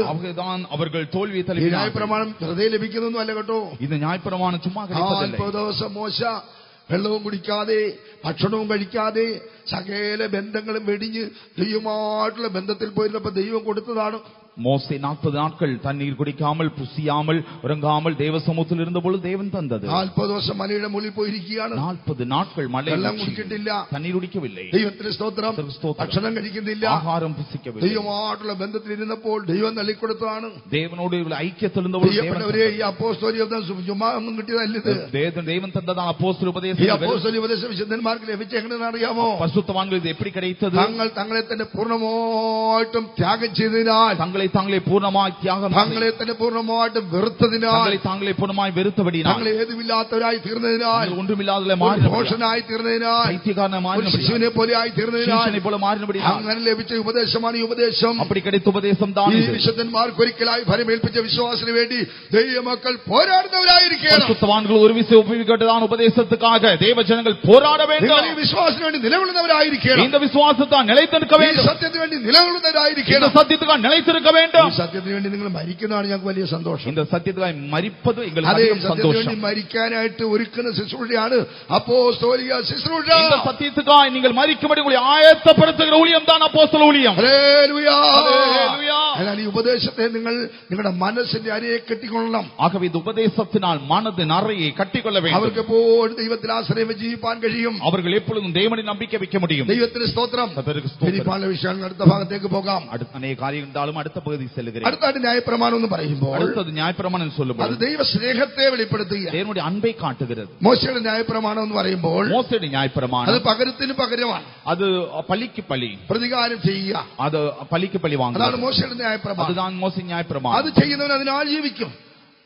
അത് ചെയ്യുന്നവൻ അതിനാൽ ജീവിക്കും. அது செய்கிறவன் அப்படி ആ ஜீவிப்பான். പ്രമാണം അനുസരിച്ച് എന്നാൽ അവന് ജീവിക്കാൻ കഴിയില്ല, അവനെ കൊല്ലണം. அவன் பிரமாணத்தின்படி ஜீவித்தால் ஜீவிக்க முடியும், അതാണ് இல்லாவிட்டால் கொல்லப்பட മോശയുടെ வேண்டும். ന്യായപ്രമാണം എന്ന് പറയുന്നത്. அதுதான் மோசே நியாயப்பிரமாணம். എന്നാൽ പുതിയ നിയമത്തിലേക്ക് വരുമ്പോൾ புதிய ஏற்பாட்டு வரும் பொழுது അത് ക്രിസ്തുവിന്റെ ന്യായപ്രമാണം നമുക്ക് കാണാൻ കഴിയും. கிறிஸ்துவின் நியாயப்பிரமாணத்தை காண்கிறோம். ഗലാത്യർ 6 അധ്യായത്തിലേക്ക് വരുമ്പോൾ கலாத்தியர் 6 அதிகாரத்துக்கு എല്ലാ വിശുദ്ധ പൗലോസ് ഓർപ്പിക്കുന്നത് பரிசுத்த பவுல் என்ன சொல்லுகிறார்? തമ്മിൽ ഭാരങ്ങളെ ചുമപ്പീൻ. ஒருவருக்கொருவர் பாரங்களை ഇങ്ങനെ சுமந்து ക്രിസ്തുവിന്റെ ന്യായപ്രമാണം നിവർത്തിപ്പി. இப்படி கிறிஸ்துவின் நியாயப்பிரமாணத்தை நிறைவேற்றுங்கள். ക്രിസ്തുവിന്റെ ന്യായപ്രമാണം നമുക്ക് കാണാൻ കഴിയുന്നുണ്ട്. கிறிஸ்துவின் நியாயப்பிரமாணத்தை பார்க்கிறோம். 6 അധ്യായം 2 വാക്യം. തമ്മിൽ ഭാരങ്ങളെ ചുമപ്പിൻ, ഇങ്ങനെ ക്രിസ്തുവിന്റെ ന്യായപ്രമാണം നിവർത്തിപ്പിൻ. ദൈവത്തിന്റെ സ്തോത്രം. തമ്മിൽ ഭാരങ്ങളെ ചുമപ്പിൻ, ഇങ്ങനെ ക്രിസ്തുവിന്റെ ന്യായപ്രമാണം നിവർത്തിപ്പി. ஒருவர் பாரத்தை ஒருவர் சுமந்து இப்படியே கிறிஸ்துவினுடைய பிரமாணத்தை நிறைவேற்றுங்கள். അതുകൊണ്ട് ന്യായപ്രമാണത്തെ നമ്മൾ ഉപേക്ഷിക്കുന്നവരായി തീരരുത്. நியாயப்பிரமாணத்தை விட்டுவிடக் கூடாது. ഈ ന്യായപ്രമാണത്തെ കുറിച്ച് ചിന്തിക്കുമ്പോൾ இந்த நியாயப்பிரமாணத்தை சிந்திக்கும் பொழுது ഇത് രാജകീയ ന്യായപ്രമാണമാണ്. இது ராஜரீக நியாயப்பிரமாணம். യാക്കോബിന്റെ ലേഖനത്തിൽ വായിക്കുന്നുണ്ട് രാജകീയ ന്യായപ്രമാണം. யாக்கோபின் நிருபத்தில் வாசிக்கும் பொழுது ராஜரீக അതെ, நியாயப்பிரமாணம். ക്രിസ്തുവിന്റെ ന്യായപ്രമാണം. கிறிஸ்துவின் நியாயப்பிரமாணம். യേശു ന്യായപ്രമാണത്തെ രണ്ടായിട്ട് പിരിച്ചു. இயேசு கிறிஸ்து நியாயப்பிரமாணத்தை இரண்டாம் பிரித்தார். ന്യായപ്രമാണം 2 കൽപ്പനകൾ എഴുതിയതുപോലെ நியாயப்பிரமாணம் 2 കൽപ്പനകൾ எழுதியது போல 2 കൽപ്പനയായിട്ട് അത് പിരിച്ചു. 2 காரியமாக இதை பிரித்தார். എന്താ യേശു പറഞ്ഞത്? இயேசு சொன்னது என்ன? ദൈവമായ യഹോവയെ പൂർണ്ണ ഹൃദയത്തോടും പൂർണ്ണ ആത്മാവോടും പൂർണ്ണ മനസ്സോടും പൂർണ്ണ ശക്തിയോടും കൂടെ സ്നേഹിക്കണം. உன் தேவனாகிய கர்த்தரை முழு இதயத்தோடு முழு மனதோடு முழு பலத்தோடு முழு ஆத்மாவோடு அன்பு கூற வேண்டும். കൂട്ടുകാരനെ നിന്നെ പോലെ തന്നെ സ്നേഹിക്കണം. உன்னை போல பிறனையும் நீ அன்பு கூற வேண்டும். ഇതിൽ സകല ന്യായപ്രമാണവും പ്രവാചകന്മാരും അടങ്ങിയിരിക്കുന്നു. இதில் எல்லா நியாயப்பிரமாணம் தீர்க்கதரிசிகளும் அடங்கி இருக்கிறார்கள். എന്താണ് ന്യായപ്രമാണം എന്ന് പറയുന്നത്? அப்படியான நியாயப்பிரமாணம் என்ன? ദൈവ സ്നേഹത്തെ വെളിപ്പെടുത്തുകയാണ്. தேவனுடைய அன்பை காட்டுகிறது. പരിശുദ്ധാത്മാവിനാൽ ദൈവത്തിന്റെ സ്നേഹം നമ്മുടെ ഹൃദയങ്ങളിലേക്ക് പകർന്നിരിക്കുകയാണ്. பரிசுத்தாவியினாலே தேவனுடைய அன்பு நம்முடைய இருதயங்களில் ஊற்றப்பட்டிருக்கிறது. സ്നേഹമാണ് നമ്മുടെ ഹൃദയങ്ങളിൽ പകർന്നിരിക്കുന്നത്. தேவனுக்கு இருந்ததானதே அன்புதான் நமக்குள் ஊற்றப்பட்டிருக்கிறது. ദൈവനാമത്തിന് സ്തോത്രം. கர்த்தருடைய நாமத்துக்கு ஸ்தோத்திரம். പ്രിയപ്പെട്ടവരെ, ഈ ന്യായപ്രമാണം ക്രിസ്തുവിന്റെ ന്യായപ്രമാണം നിവർത്തിക്കണം. ஆகவே இந்த நியாயப்பிரமாணமாகிய கிறிஸ்துவின் நியாயப்பிரமாணத்தை நிறைவேற்ற வேண்டும். മോശയുടെ ന്യായപ്രമാണമല്ല നമുക്കുള്ളത്. நமக்கு மோசே நியாயப்பிரமாணம் அல்ல, ക്രിസ്തുവിന്റെ ന്യായപ്രമാണമുണ്ട്. நமக்கு கிறிஸ்துவின் நியாயப்பிரமாணம். എന്താണ് ആ ന്യായപ്രമാണം? அந்த பிரமாணம் என்ன? തമ്മിൽ ഭാരങ്ങളെ ചുമപ്പീൻ. ஒருவர் பாரத்தை ஒருவர் சுமக்க வேண்டும். ഇങ്ങനെ ക്രിസ്തുവിന്റെ ന്യായപ്രമാണം നിവർത്തിപ്പീൻ. இப்படியே கிறிஸ்துவின் பிரமாணத்தை நிறைவேற்றுங்கள். ഒരാൾ 100 കിലോ ചുമന്നുകൊണ്ട് പോകുന്നെങ്കിൽ ഓടിച്ചെന്ന് 50 മേടിച്ചേക്കണമെന്ന്. ஒருவர் 100 கிலோ சுமந்து கொண்டு போனால் ஒருவர் ஓடி போய் 50 கிலோ வாங்க வேண்டும். കൂട്ടു സഹോദരൻ 100 ചുമന്നുകൊണ്ട് പോവുക. கூட்டு சகோதரன் 100 சுமக்கிறார். അവൻ ചുമന്ന് ചാകട്ടെന്നല്ലേ പറയേണ്ടത്. அவர் சுமந்து சாகட்டும் என்றல்ல, അവൻ അങ്ങനെ വരണം, അവനങ്ങനെ ചുമക്കട്ടെ. அப்படி இருக்கட்டும், அப்படி அவர் അവൻ சம்பவிக்கட்டும். എന്നോട് അങ്ങനെ പറഞ്ഞതല്ലേ, அவன் அப்படி சொன்னவன் தானே, അവൾ അങ്ങനെ ചെയ്തതല്ലേ, அவள் அப்படி செய்தவள் അതുകൊണ്ട് தானே. അവൾ അങ്ങ് ചുമക്കട്ടെ. அது അവൻ சுமக்கட்டும். ദൈവത്തിന് സ്തോത്രം. അങ്ങനെയല്ല പിന്നെ அப்படி அல்ல, 100 ചുമന്നുകൊണ്ട് നമ്മൾ ഓടിച്ചത് സഹോദരൻ 50 ഇതാ, 100 சுமக்கிறவரிடத்தில் ஓடி போய் 50 கொடு. നീ 100 ചുമന്ന് ചാകണ്ട, 50 എന്റെ തലയിൽ കൂടെ 50-50. நீ 100 சுமந்து சாக வேண்டாம், 50 நான் சுமக்கிறேன்.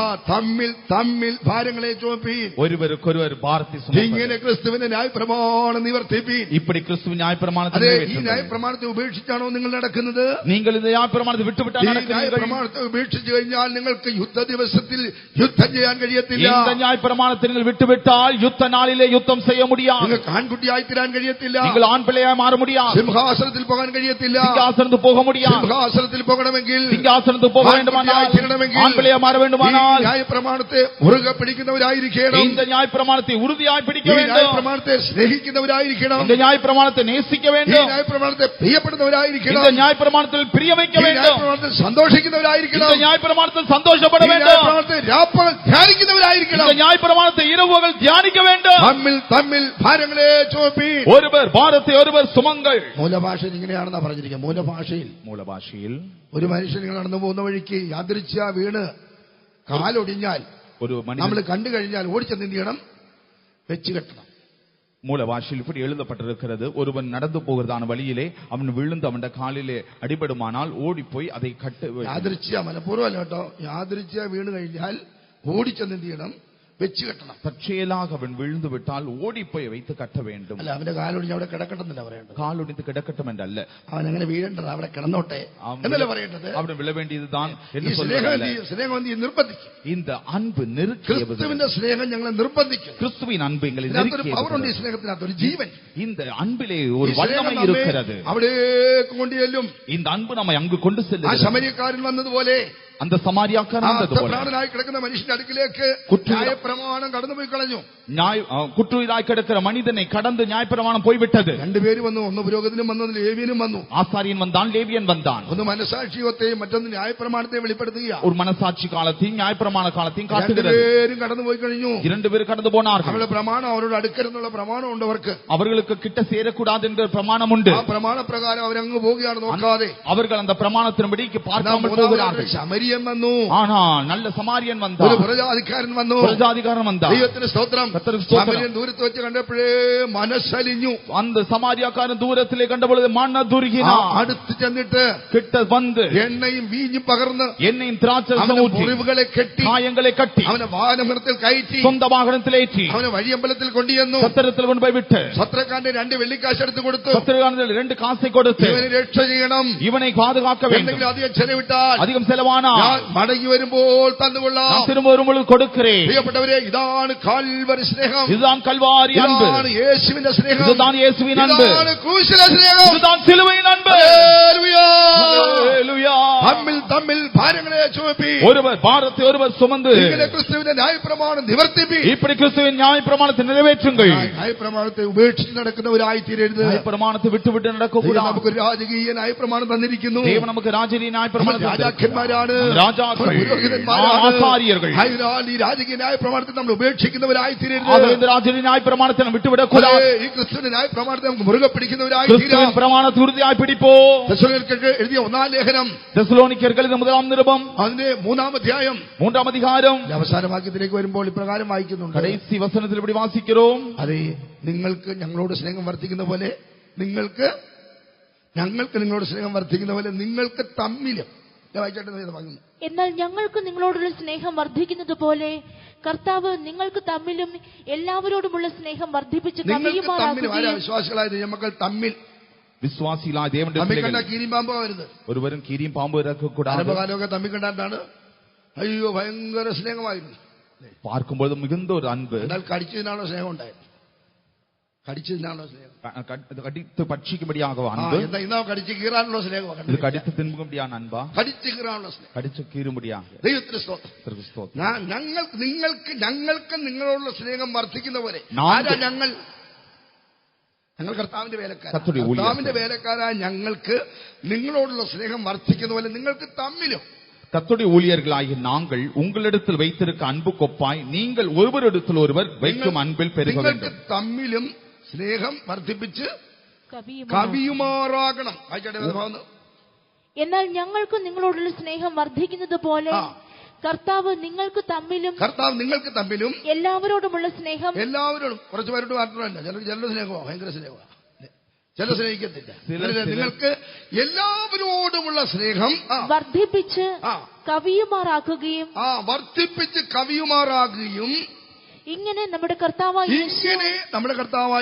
യേശു തന്റെ സകല വിശുദ്ധന്മാരുമായി വരുന്ന പ്രത്യക്ഷതയിൽ നമ്മുടെ ദൈവവും പിതാവുമായവന്റെ മുൻപാകെ വിശുദ്ധീകരണത്തിൽ അനിന്യരായി വെളിപ്പെടണമെങ്കിൽ തമ്മിൽ സ്നേഹിക്കുന്നവരായിരിക്കണം. പരിശുദ്ധമാകുതലെ പിഴയற்றവர்களாயிருக்க வேண்டுமானால் ஒருவரில் ஒருவர் அன்பு கூற வேண்டும். ഒരു പുതിയ കൽപ്പന പറഞ്ഞു. എന്താണ് പറഞ്ഞത്? നിങ്ങൾ തമ്മിൽ സ്നേഹിപ്പീൻ. യേശു പുതിയ കൽപ്പന சொல்லி தந்தார். ஒருவரில் ஒருவர் அன்பாயிருங்கள். തമ്മിൽ സ്നേഹിക്കുന്നെങ്കിൽ നിങ്ങൾ എന്റെ ശിഷ്യന്മാരെന്ന് ലോകം അറിയും. நீங்கள் ஒருவரில் ஒருவர் அன்பாயிருந்தால் நீங்கள் என்ற சீஷர்கள் என்று உலகம் தெரியும். യേശുവിന്റെ ശിഷ്യയാണെന്ന് പറഞ്ഞ് പേരൊന്നും പറഞ്ഞ് നടക്കേണ്ട ആവശ്യമില്ല. യേശുവിന്റെ ശിഷ്യൻ என்று பெயர் சொல்லி நடக்க வேண்டிய அவசியமில்லை. തമ്മിൽ സ്നേഹിക്കുമ്പോഴേ യേശുവിന്റെ ശിഷ്യനാണെന്ന് മറ്റുള്ളവർക്ക് മനസ്സിലാകും. நீங்கள் ஒருவரில் ஒருவர் அன்பாயிருந்தால் மற்றவர்கள் நீங்கள் அவருடைய சீஷர்கள் என்று விளங்கிக் கொள்வார்கள். നിങ്ങൾ ഉപേക്ഷിക്കരുത്. இந்த நியாயப்பிரமாணத்தை விட்டு விடாதீர்கள். நியாயப்பிரமாணத்தை നമ്മൾ മുറുകെ പിടിക്കണം. இந்த நியாயப்பிரமாணத்தை உறுதியாய் பிடிக்க வேண்டும். நியாயப்பிரமாணத்தை நாம் அதிகம் சிநேகிക്കുന്നவராய் இந்த நியாயப்பிரமாணத்தை அதிகம் நேசிக்க வேண்டும். ദൈവനാമത്തിന് നന്ദിയോട് സ്തോത്രം. കർത്താവിന്റെ നാമത്തിന് സ്തോത്രം. അടുത്ത വിഷയത്തിലേക്ക് പോകാൻ പോകുകയാണ്. അനേക കാര്യങ്ങൾ ഉണ്ട്. എന്താണ് പറയുന്നത്? അടുത്തதாக അവർ എന്റെ പ്രവൃത്തികളെ മറന്നു. 3 വിഷയം പറയുന്നത്. அங்கே 3 காரியங்கள். അവർ എന്റെ പ്രവൃത്തികളെ മറന്നു. அவர்கள் என் கிரியைகளை மறந்தார்கள். വാക്യം കൊണ്ട് വായിച്ചാട്ടെ 9ഉം 10ഉം. അവർ ആയുധം ധരിച്ച വില്ലാളികളായ എഫ്രയീമ്യർ യുദ്ധ ദിവസത്തിൽ പിന്തിരിഞ്ഞു പോയി. അവർ ദൈവത്തിന്റെ നിയമം പ്രമാണിച്ചില്ല, അവന്റെ ന്യായപ്രമാണത്തെ ഉപേക്ഷിച്ച് നടന്നു. അവർ അവന്റെ പ്രവൃത്തികളെ മറന്നു. ദൈവത്തിന്റെ സ്തോത്രം. എന്താണ് അതിന്റെ അർത്ഥം? അതിന്റെ പൊരുൾ என்ன? അവന്റെ പ്രവൃത്തികളെ മറന്നു എന്ന് പറഞ്ഞാൽ നന്ദിയില്ലാത്ത ഹൃദയം. அவருடைய செயல்களை மறந்தார்கள் என்று சொன்னால் தேவன் செய்த உபகாரங்களை ஓர்த்து நன்றி செலுத்துന്നില്ല. தேவன் செய்த நன்மைகளை நினைத்து நன்றி செலுத்துவதில்லை. രാവിലെ എഴുന്നേറ്റ് സ്തോത്രം ചെയ്യുന്നുണ്ടോ? அதிகாலையில் ஸ்தோத்திரம் செய்கிறீர்களா? 4 മണിക്ക് എഴുന്നേറ്റ് സ്തോത്രം ചെയ്യണം. 4 മണി எழும்பி ஸ்தோத்திரம் செய்ய வேண்டும். ദൈവം ചെയ്ത ഉപകാരങ്ങളെ ഓർത്ത് ദൈവത്തെ മഹത്വപ്പെടുത്തണം. தேவன் செய்த நன்மைகளை நினைத்து துதிக்க வேண்டும். ദൈവത്തെ സ്തുതിക്കുന്നവരായി തീരണം. தேவனை துதிக்கிறவர்களாய் இருக்க வேண்டும். ഉപകാരങ്ങളൊന്നും മറക്കരുത്. அவர் செய்த உபகாரங்களை மறக்கக்கூடாது. ഇസ്രായേലിന് കൽപ്പന കൊടുക്കുമ്പോൾ ഇങ്ങനെ പറയുന്നുണ്ട്. ഇസ്രായേൽ ജനങ്ങൾക്ക് കൽപ്പന തരുമ്പോൾ இப்படி சொன்னார். നിങ്ങൾ നല്ല ദേശത്ത് എന്ന് നിങ്ങൾ அந்த நல்ல தேசத்தில் சென்று നല്ല വീടുകളെ പണിത് പാർക്കുമ്പോൾ, நல்ல വീടുകളെ കെട്ടി കുടിയിരിക്കുമ്പോൾ, ഭക്ഷിച്ച് പാനം ചെയ്യുമ്പോൾ, പുസിത്ത് കുടിക്കുമ്പോൾ, തൃപ്തരായി തീരുമ്പോൾ, നിങ്ങൾ പെരുകുമ്പോൾ എന്താണ് ചെയ്യേണ്ടത്? നിങ്ങൾ என்ன செய்ய வேண்டும்? നല്ല ദേശത്തെ ഓർത്ത് സ്തോത്രം ചെയ്യണം. அந்த நல்ல தேசத்தை நினைத்து ஸ்தோத்திரம் செய்ய வேண்டும். നിങ്ങളത് മറന്നു പോകരുത്. ഒരു കാലം அதை മറക്കக்கூடாது. ദൈവനാമത്തിന് നന്ദി സ്തോത്രം. കർത്താവിന്റെ നാമത്തിന് സ്തോത്രം. ദൈവമക്കളെ, നമ്മുടെ കഴിഞ്ഞകാല അവസ്ഥ നാം നോക്കണം. கடந்த கால ஜீவியத்தை பார்க்க வேண்டும். നാം എവിടെ കിടന്ന മനുഷ്യരായിരുന്നു? നാം എങ്ങ് കിടന്ന മനുഷ്യർ?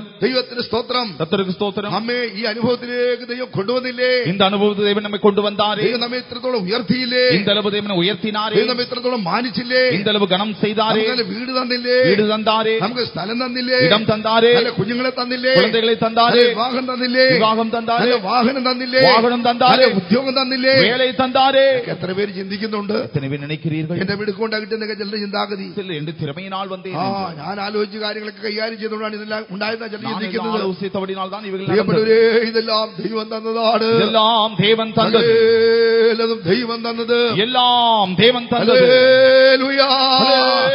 അതേ, ദൈവത്തിന് മഹത്വം കൊടുക്കുന്നവരായിരിക്കണം. ദേവനുക്ക് മഹിമ സെലുത്തുന്നവരായിരിക്കണം. നന്ദി കരയേറ്റുന്നവരായിരിക്കണം. ആണ്ടവർക്ക് നന്ദി അർപ്പണം ചെയ്യ வேண்டும். ജനത്തിന്റെ പരാജയത്തെ കുറിച്ച് പറയുമ്പോൾ, ജനത്തോട് തോൽവിയെ சொல்லும்போது, ഒരു കാരണം അവർ ദൈവത്തിന് വേണ്ടതായ മഹത്വം കൊടുത്തില്ല എന്ന ഒരു കാരണം ദേവനുക്ക് വേണ്ടിയതാണ് മഹിമ സെലുത്തവിல்லை. റോമർ 1:21 വായിക്കുന്നുണ്ട്. റോമർ 1:21 ദൈവത്തെ അറിഞ്ഞിട്ടും അവനെ ദൈവം ഓർത്ത് മഹത്വീകരിക്കുകയോ നന്ദി കാണിക്കുകയോ ചെയ്യാതെ, അവർക്ക് ദേവൻ എന്ന് അറിഞ്ഞിരുന്നും ദേവനെ മഹിമപ്പെടുത്താമലും സ്തോത്രിയാമലും ഇருந்து അവരുടെ നിരൂപണങ്ങളിൽ വ്യർത്ഥരായി തീർന്നു.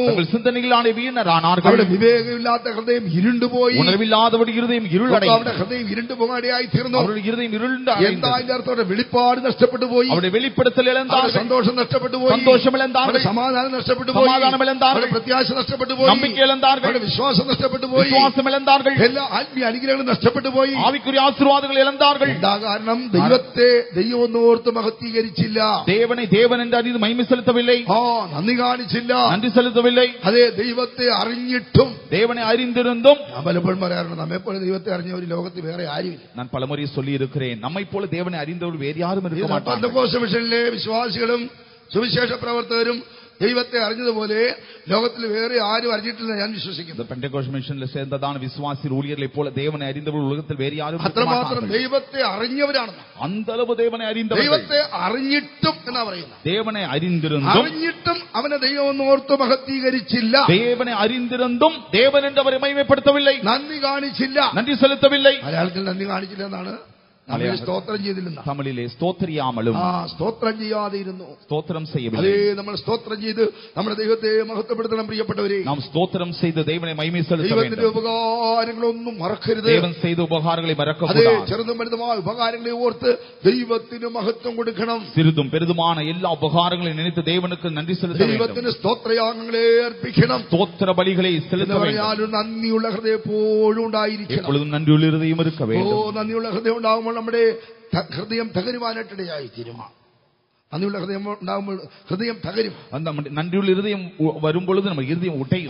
ഹൃദയം ഉടയുമ്പോൾ നമ്മുടെ നയനം നനയുവാനായിട്ടിടയായി തീരും. നമ്മുടെ ഹൃദയം ഉടയുമ്പോൾ കണ്ണുകളിൽ കണ്ണീരുണ്ടാകും. എപ്പോഴും കണ്ണുനീരുള്ള ഒരു കണ്ണായിരിക്കും നമ്മുടെ കണ്ണ്. കണ്ണുകൾ കണ്ണുനീർ നിറഞ്ഞതായിരിക്കും. നനഞ്ഞ നയനം, കണ്ണുകൾ ഈരமான കണ്ണുകൾ എങ്ങനെയാണ് ഉണ്ടാകുന്നത്? எப்படி ഉണ്ടാകുന്നത്? ഈ നന്ദി നിറഞ്ഞ ഹൃദയത്തിലാണ് അങ്ങനെ ഒരു നയനം ഉണ്ടാകുന്നത്. ഹൃദയം നന്ദിനാൽ നിറമ്പുമ്പോഴുதான் കണ്ണുകൾ കണ്ണീരാകും. പ്രാവിന്റെ കണ്ണിന്റെ ഒരു വിശേഷതയാണ് എപ്പോഴും നനഞ്ഞിരിക്കും. പുറാവുടെ കണ്ണുകൾ എപ്പോഴും തണ്ണീർ നിറഞ്ഞിരിക്കും. ചുമപ്പ് കളറായിരിക്കും, ചുവപ്പായിരിക്കും. അപ്പോൾ തന്നെ ഇങ്ങനെ വെള്ളം ഇങ്ങനെ നിറഞ്ഞിരിക്കുന്ന പോലെ തോന്നും. തണ്ണീർ നിറഞ്ഞതുപോലെ இருக்கும். എപ്പോഴും നനഞ്ഞിരിക്കുന്നതാണ്. എപ്പോഴും ഈരமான കണ്ണുകൾ. അതുകൊണ്ടായിരിക്കാം ചിലപ്പോൾ ദൈവസഭ എടുത്തുകൊള്ളുന്ന സഭയെ കുറിച്ച് പ്രാവിനോട് ഉപമിച്ചിരിക്കുന്നു. ആകവേதான் എടുത്തുകൊള്ളുക സഭை നിഷ്കളങ്കയുമായുള്ള ഒരുത്തി മാത്രം, എൻ പുറാവോ ഉത്തമിയോ ഒരുത്തിയെ. 60 രാജ്ഞികൾ 80 വെപ്പാട്ടികളുണ്ട്.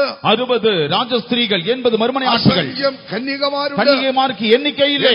എന്റെ പ്രാവും നിഷ്കളങ്കയുമാണ് ഒരുത്തി മാത്രം. എൻ പുറാവോ ഉത്തമിയോ ഒരുത്തിയെ.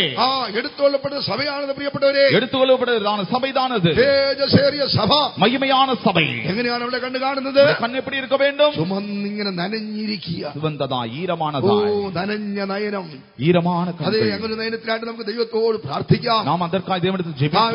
എന്റെ ഹൃദയത്തെ ഉടയ്ക്കണമേ. ആണ്ടവരേ ഹൃദയത്തെ ഉടയോ. ഒരു ചുറ്റികൽ പോലെ ദൈവത്തിന്റെ വചനം എന്റെ ഹൃദയത്തിൽ ക്രിയ ചെയ്യട്ടെ. ദൈവത്തിന്റെ വചനം സുത്തിയൽ പോലെ ഹൃദയത്തിൽ ക്രിയ ചെയ്യട്ടെ. എന്താണ് ദൈവത്തിന്റെ വചനത്തെ കുറിച്ച് പറയുന്നത്? വേദവചനത്തെ കുറിച്ച് என்ன சொல்லுகிறது? ദൈവത്തിന്റെ വചനം പാറയെ തകർക്കുന്ന ചുറ്റികലാകുന്നു. ദൈവത്തിന്റെ വചനം കൺമലയെ ഉടയ്ക്കുന്നതാണ് സമ്മട്ടി. ദൈവനാമത്തിൽ സ്തോത്രം.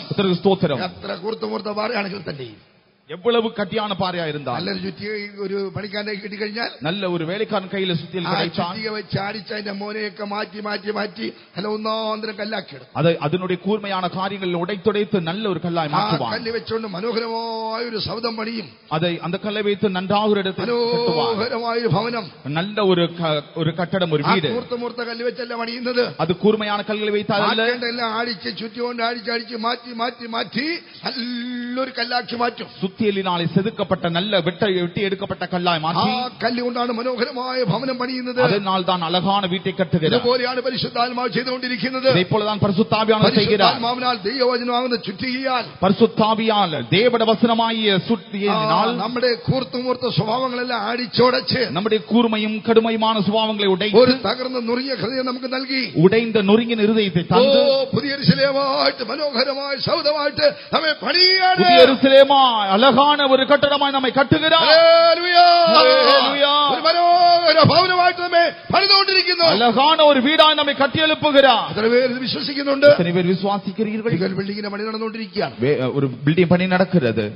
ദൈവത്തിന് സ്തോത്രം. കർത്തർക്ക് സ്തോത്രം. അപ്പം ഒരു വ്യക്തി വന്ന് അതിലെ പണിയുന്ന ഒരു വെള്ളം കോരുന്നയോ അല്ലെങ്കിൽ സിമെന്റ് കൂട്ടുന്ന ഒരാളോട് വന്ന് ചോദിച്ചു, നിങ്ങൾ എന്നാ ചെയ്യാന്ന് ചോദിച്ചു. நீங்கள் அந்த இடத்துல உடன் உதவி செய்து கொண்டிருக்கிற கையாளிடத்தில் கேட்டார்கள், நீங்கள் என்ன செய்கிறீர்கள்?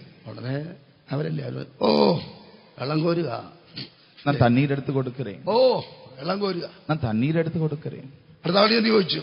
അടുത്ത ആൾട്ട് കേട്ടാர்கள். ആ പുള്ളി ഓ ഇല്ല ചെയ്യുക, நான் இது ஏதோ வேலை செய்கிறேன். എന്റെ പ്രധാന വ്യക്തിയോട് ചോദിച്ചു. அது முக்கியமான இடத்தில் கேட்டார். ആ പുള്ളി പറഞ്ഞ എന്താണെന്നറിയാമോ? அவர் என்ன சொன்னா தெரியுமா? ഞങ്ങൾ എല്ലാവരും കൂടെ ചേർന്ന് മനോഹരമായൊരു ഭവനം പണിയുക. நாங்கள் எல்லாரும் சேர்ந்து அழகான வீடு கட்டுகிறோம். ഹല്ലേലൂയ.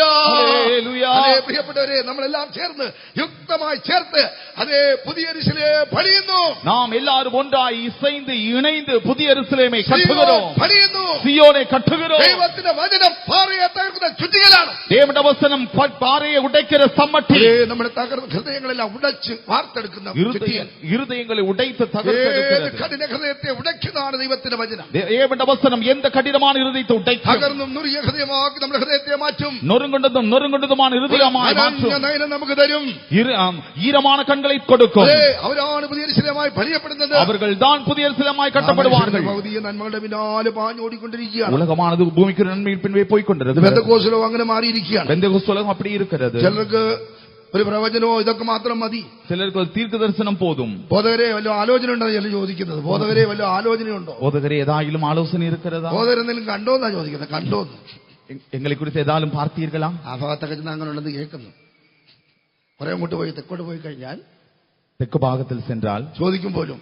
വീട്ടിൽ ചെന്ന് കഴിഞ്ഞാലേ വീട്ടിക്ക് പോണാൽ എന്തെങ്കിലും കണ്ടോന്നോ? എങ്ങളെ കുറിച്ച് ഏതായാലും കണ്ടീர்களா? കണ്ടോണ്ട് ചെന്നില്ലേ കൊണ്ടോണ്ട് പോരേണ്ടി വരും. കണ്ടോന്നാ ചോദിക്കും. അവർക്ക് കേൾപ്പാர்கள் ഏതായാലും ദർശനം പാർത്തീர்களா? ഇതിലൊക്കെ അങ്ങനെ ആശ്രയിക്കുക. அப்படிதான் நம்பிக்கை. പ്രവചനവും എന്തെങ്കിലും കണ്ടോ കേട്ടോ ഇതൊക്കെയാണ്. തീർക്ക ദർശനങ്ങളെ, ദൈവവചനത്തെ ഈ മാറ്റമില്ലാത്ത വചനങ്ങൾ, ഉപദേശ സത്യങ്ങളെ അങ്ങോട്ട് അംഗീകരിക്കാൻ കഴിയുന്നില്ല. മാറാத தேவனுடைய வசனங்களை ஏற்றுக்கொள்ள மனதில்லை. കാണുന്നതും കേൾക്കുന്നതും ഒക്കെ ആഗ്രഹിക്കുക. காண்பதும் கேட்பதும் விசுவாசிக்கிறார்கள். യെരമ്യാ പ്രവചനം വായിച്ചു നോക്കണം. യെരമ്യാ തീർക്കദർശനം ഈ വാசித்து பாருங்கள். വാക്യത്തിന് മേളിൽ എഴുതി വെച്ചിട്ടുണ്ട്. இந்த வசனம் மேல் எழுதப்பட்டிருக்கிறது. പ്രവാചകൻ സ്വപ്നം കണ്ടവൻ സ്വപ്നം വിവരിക്കട്ടെ. சொப்பனம் கண்டவன் அதை விவரமாய் சொல்லட்டும். ദൈവത്തിന്റെ സ്തോത്രം. ஸ்தோத்திரம். ഗോതമ്പും വൈക്കോലും തമ്മിൽ ഒക്കുവോ? கோதுமையும் வைக்கோலையும் சேர்க்க முடியுமா? അവിടെ സ്വപ്നത്തെയും ദൈവത്തിന്റെ വചനത്തെയും കൂടെ പറയുന്നുണ്ട്. അവിടെ സ്വപ്നത്തെയും ദൈവന്റെ വചനത്തെയും സ്വപ്നമെല്ലാം തെറ്റാണെന്നല്ല ഞാൻ പറഞ്ഞത്. அந்த സ്വപ്നം തപ്പെന്ന് சொல்லவில்லை. പ്രവചനമെല്ലാം തെറ്റാണെന്നല്ല പറഞ്ഞത്. தீர்க்கதரிசனம் தவறு சொல்லவில்லை. പ്രവചനം വചനത്തിന്റെ അടിസ്ഥാനത്തിലായിരിക്കണം. പ്രവചനം അല്ലാത്ത പ്രവചനം ഒന്നും പ്രവചനമല്ല. தீர்க்கதரிசனங்கள் எல்லாம் வேதவசனத்தின் அடிസ്ഥാനத்தில் ശരി, വചനത്തിന്റെ അടിസ്ഥാനത്തിലായിരിക്കണം. எந்த சொப்பனம் தரிசனமானாலும் வேதவசன அடிப்படையில். പ്രവചനമോ സ്വപ്നമോ ഒന്നും ശരിയല്ല.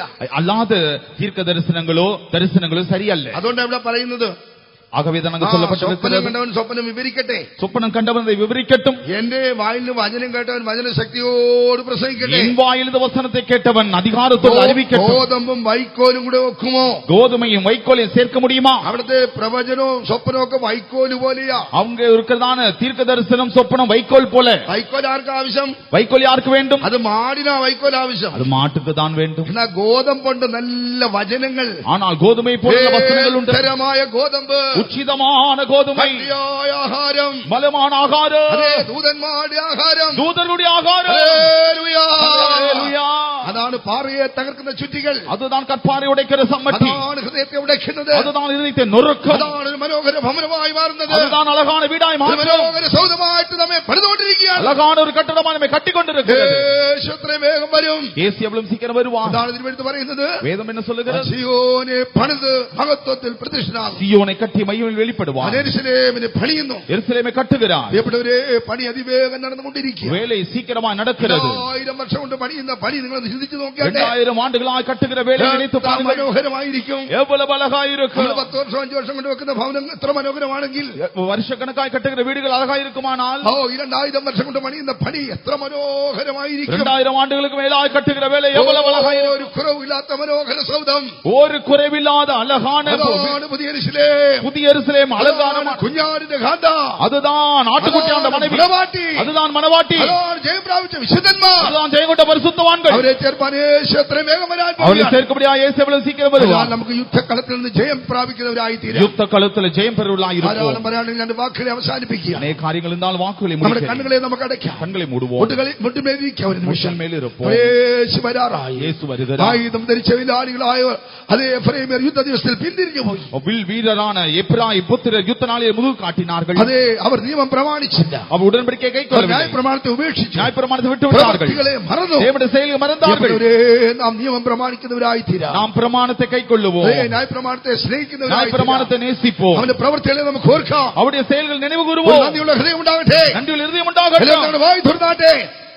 എല്ലാവരും നമ്മുടെ വായി തുറക്കുക. எல்லாரும் வாயை திறப்போம். പരിശുദ്ധാത്മാവിനെ ഇടം കൊടുക്കുക. பரிசுத்தாவியை இடம் ദൈവത്തെ கொடுப்போம். നമുക്ക് സ്തുതിക്കാം. தேவனை துதிப்போம். ദൈവത്തെ മഹത്വപ്പെടുത്താം. தேவனை மகிமை செலுத்துவோம். നന്ദിയുള്ള ഹൃദയം ഉണ്ടാകട്ടെ. நன்றியுள்ள இருதயம் உண்டாகட்டும். യേശു വരാറായി. இயேசு வருகிறார். എല്ലാവരും പരിശുദ്ധാത്മാവിനെ ഇടം കൊടുക്കുക. எல்லாரும் பரிசுத்தாவியை இடம் கொடுங்கள். യോഗം അവസാനിപ്പിക്കാൻ പോകുകയാണ്. அந்த കൂട്ടத்தை முடிக்க போகிறோம். ദൈവസ്നേഹത്താൽ നിറയപ്പെടട്ടെ. தேவனுடைய அன்பினால் நிரப்பப்படுவோம். തീരുമാനത്തിലേക്ക് നമുക്ക് വരാം. புதிய தீர்மானத்தை வருவோம். നമ്മെ തന്നെ സമർപ്പിക്കാം. நம்மை நாமே ஒப்புக் கொடுப்போம். ഓ യേശു വരാറായി. இயேசு வருகிறார். എല്ലാവരും ഞങ്ങളെ തന്നെ സമർപ്പിക്കുക. എല്ലാവരും കണ്ണുകളെ അടച്ചാട്ടെ. എല്ലാവരും കണ്ണുകൾ മുടി ഒപ്പ് കൊടുപ്പോ. ഏൽപ്പിച്ചു കൊടുത്താട്ടെ. கொஞ்ச நேரம் ஒப்பு கொடுப்போம். പരിശുദ്ധാത്മാവിடம் കൊടുത്താട്ടെ. പരിശുദ്ധാത്മാവിடம் കേട്ട കൊടുப்போம். വചനം നിങ്ങളുടെ ഉള്ളത്തിൽ പ്രവർത്തിക്കുന്നു. കേട്ട വചനം ഉള്ളത്തിൽ ക്രിയ ചെയ്യട്ടെ. നിശ്ചയമായിട്ട് ഒരു അഭിഷേകം ഉണ്ടാവും. നിശ്ചയമായ ഒരു അഭിഷേകം ഉണ്ടാവും. ദൈവവചനവും പരിശുദ്ധാത്മാവിനെ തമ്മിൽ പിരിക്കാൻ കഴിയട്ടെ. ദൈവത്തിന്റെ വചനത്തെയും പരിശുദ്ധാത്മാവിനെയും വചനം നിങ്ങളുടെ ഉള്ളത്തിൽ ടച്ച് ചെയ്തിട്ടുണ്ടെങ്കിൽ വചനം ഉങ്ങളെ ഒരു അഭിഷേകം നിങ്ങൾക്ക് ഉണ്ടാകും. വചനപ്രകാരം உங்களுக்கு വചനം അഭിഷേകം ഉണ്ടാകും. വചനപ്രകാരം ജീവിപ്പാനുള്ള ഒരു അഭിഷേകം നിങ്ങളിലേക്ക് കടന്നു വരും. വചനത്തിൻപടി ജീവിക്കக்கூடிய ഒരു അഭിഷേകം വരും. ഹല്ലേലൂയ ഹല്ലേലൂയ. എല്ലാവരും സമർപ്പിക്കുക. ഹല്ലേലൂയ.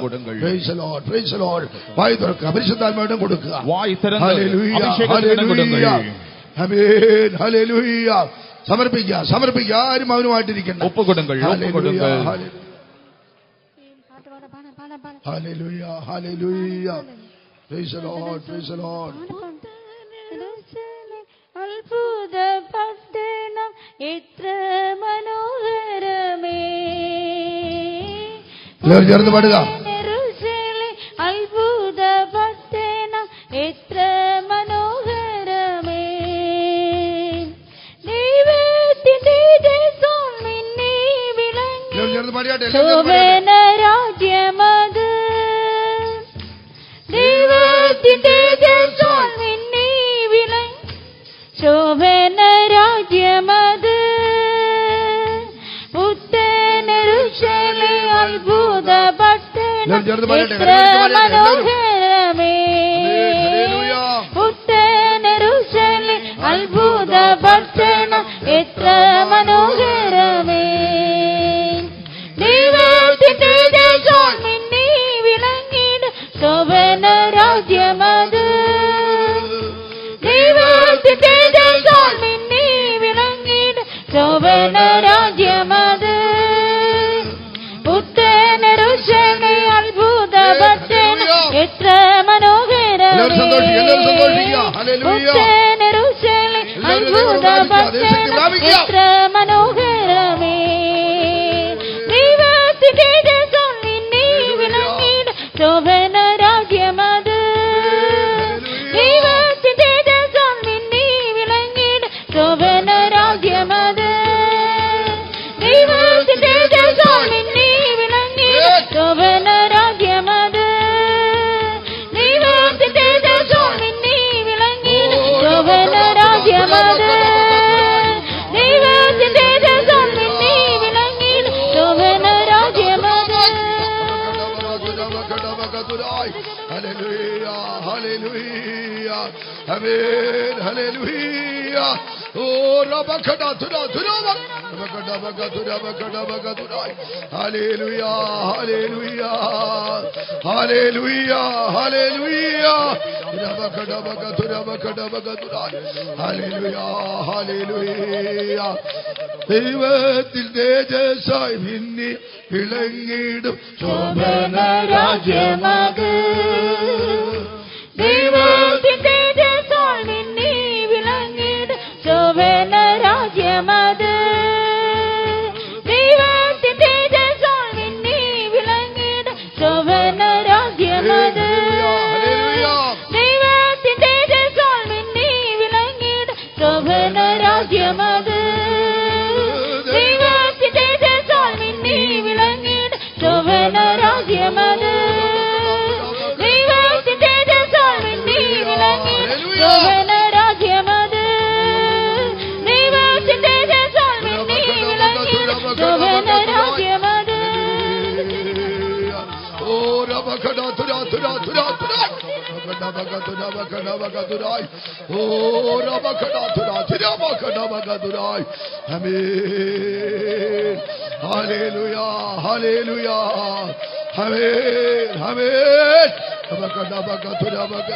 ഹല്ലേലൂയ ഹല്ലേലൂയ. ആമേൻ ഹല്ലേലൂയ ഹല്ലേലൂയ ഹല്ലേലൂയ. താങ്കേട്ട വചനപ്രകാരം നമുക്ക് നമ്മെ തന്നെ സമർപ്പിക്കാം. വചനത്തിന് മുമ്പാകെ നമുക്ക് നമ്മെ തന്നെ സമർപ്പിക്കുന്നവരായി തീരാം. വസനത്തിന് മുമ്പായി നമ്മെ നാമെ ഒപ്പുകൊടുക്കുന്നവരായിരിക്കും. വില്ലാളികളായ പ്രേമിയർ യുദ്ധ ദിവസത്തിൽ പിന്തിരിഞ്ഞു പോയി. യുദ്ധവീരരാണ് വിൽവീരരാണ്. എബ്രാഹിം പുത്ര യുദ്ധനാളിൽ നിയമം പ്രമാണിച്ചില്ല. ഉടன்பടിക്കை കൈക്കൊള്ളില്ല. പ്രമാണത്തെ ഉപേക്ഷിച്ചു. കർത്തരുടെ കട്ടളയിൽ പ്രവൃത്തികളെ മറന്നു. ദേവന്റെ ശൈലിയെ മറന്നാர்கள். ഇവിടെ നമുക്ക് നിയമം പ്രമാണിക്കുന്നവരായി തീരാം. ഉടன்பടിക്കை കൈക്കൊള്ളും. സമാധാനത്തിൽ ജീവിക്കുന്നവരായി തീരാം. സമാധാനത്തിൽ ജീവിപ്പോ. സമാധാന നിയമത്തെ മുറുകെ പിടിക്കാൻ. സമാധാനത്തിൽ ഉടன்பടിക്കை പിടിപ്പോ. ദൈവ ജീവനാൽ നമുക്ക് നിറയപ്പെടാം. ദൈവത്തിന്റെ ജീവനാൽ നിറയപ്പെടാം. ദൈവത്തിന് ആശ്രയം വയ്ക്കാം. சொல்லி நம்பிக்கை வைப்போம். அதே தமிழ் பாரங்களை தேவஸ்நேகத்தால் நிறையப்படா தேவன் அன்பினால் நிரம்பி ஒருவர் நன்றியுள்ள கதையுள்ளவராய் தீரா நன்றியுள்ள இருதயத்தோடு இருப்போம். நமக்கு சீயோனாய் எருசலேமாய் பணியப்படா சீயோனாய் எருசலேமாய் கட்டப்படுவோம். ഈ വചനങ്ങളാൽ ദൈവം നമ്മെ അനുഗ്രഹിക്കട്ടെ. വചനങ്ങളാൽ എല്ലാവരും വേണ്ടി ഞാൻ സമർപ്പിച്ചുകൊണ്ട് വേണ്ടി ചേർന്ന് സ്തോത്രം ചെയ്യാം. സ്തോത്രം സ്തോത്രം സ്തോത്രം സ്തോത്രം സ്തോത്രം സ്തോത്രം സ്തോത്രം സ്തോത്രം നന്ദിയോട് സ്തോത്രം ചെയ്താട്ടെ. സ്തോത്രം സ്തോത്രം സ്തോത്രം സ്തോത്രം സ്തോത്രം. ഇങ്ങനെ കൺവെൻഷനിൽ ഇങ്ങനെ ഒരു പകൽ ആരാധനയോട് ദൈവം നമുക്ക് ദാനമായി തന്നല്ലോ, അതിനായി സ്തോത്രം ചെയ്യാം. സ്തോത്രം സ്തോത്രം സ്തോത്രം സ്തോത്രം സ്തോത്രം സ്തോത്രം. പാട്ടുകൾ പാടി ദൈവത്തിൽ സന്തോഷിപ്പാൻ, ആനന്ദിപ്പാൻ, ദൈവം അനുഭവിപ്പാൻ, നമ്മുടെ ജീവിതത്തെ ഒന്നുകൂടെ പുതുപ്പിക്കുവാൻ ദൈവത്തിനായി സ്തോത്രം ചെയ്യാം. സ്തോത്രം സ്തോത്രം സ്തോത്രം സ്തോത്രം. എല്ലാവരും ശക്തിയോട് സ്തോത്രം ചെയ്താട്ടെ. സ്തോത്രം സ്തോത്രം സ്തോത്രം. നന്ദിയുള്ളവരായി തീരുക. സ്തോത്രം സ്തോത്രം സ്തോത്രം സ്തോത്രം. സാക്ഷികളെ നൽകിയല്ലോ, അതിനായി സ്തോത്രം ചെയ്യാം. സ്തോത്രം സ്തോത്രം സ്തോത്രം സ്തോത്രം. നൽകിയ ദൈവത്തിന്റെ വചനങ്ങൾക്കായി സ്തോത്രം ചെയ്യാം. സ്തോത്രം സ്തോത്രം സ്തോത്രം സ്തോത്രം.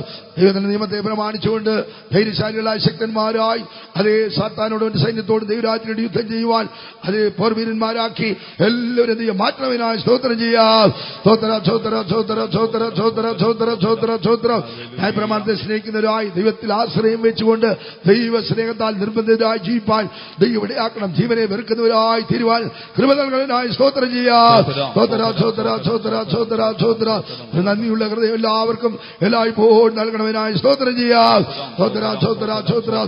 യേശു തേജസ്സിൽ വരുമ്പോൾ അതേ തേജസ്സിൽ വെളിപ്പെടുവാൻ നിൽക്കണം. കേട്ട വചനങ്ങളേവർക്കും ഉപകാരപ്രദമായി തീരണതിനായി സ്തോത്രം ചെയ്യാം.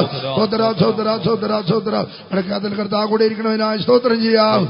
തുടർന്നുള്ള യോഗങ്ങളെല്ലാം കർത്താവ് അനുഗ്രഹിക്കണതിനായി സ്തോത്രം ചെയ്യാം. ദൈവനാമല്ലാറ്റുള്ള മഹത്വപ്പെടുത്തുന്നതിനായി സ്തോത്രം ചെയ്യാം. ഹല്ലേലൂയ ഹല്ലേലൂയ ഹല്ലേലൂയ. പ്രാർത്ഥിക്കുക. எங்களை அருமையான நேசிக்கிறதான எங்களுடைய பரிசுத்த பிதாவே, ஆசீர்வதிக்கப்பட்டதான இந்த பகல் நேரத்துக்காக நன்றியோடு நாங்கள் துதிக்கிறோம், ஸ்தோத்திரிக்கிறோம். கர்த்தாவே, 2020 வருஷத்தில் கர்த்தர் எங்களை நேசித்து கொடுத்ததான இந்த கன்வென்ஷன் கூட்டங்களில் 3ஆம் நாள் பகல் கூட்டத்தில் எங்களை கொண்டு வந்தபடினால ஸ்தோத்திரம். வந்த நேரம் முதற்கொண்டு இதுவரைக்கும் உடைய திரு சமூகம் எங்களை ஆளுகை செய்து கொண்டபடினால ஸ்தோத்திரம். பாடுகளில் பாடி உம்மில் சந்தோஷிக்க கர்த்தர் செய்த நன்மைகளை கர்த்தாவே சாட்சிகளாய் கேட்க எங்களுக்கு உதவி செய்தீரே. கர்த்தர் நல்லவர் என்பதை ஒருமுறை கூட ருசித்து பார்க்கும்படி இந்த நாட்களில் எங்களுக்கு உதவி செய்து வருகிறபடினால நன்றியோடு நாங்கள் துதிக்கிறோம், ஸ்தோத்திரிக்கிறோம். கர்த்தாவே, இந்த கடைசி காலத்தில் நாங்கள் ஜீவிக்க வேண்டிய விதத்தை, ஜெயம் பெற வேண்டியதான விதத்தை குறித்து வேத வசனத்தின் வாயிலாக தாசன் மூலமாய் நீர் எடுத்துரைத்ததான எல்லா நல்ல வசனங்களுக்காக நன்றியோடு நாங்கள் துதிக்கிறோம். கர்த்தாவே, ஸ்தோத்திரம்.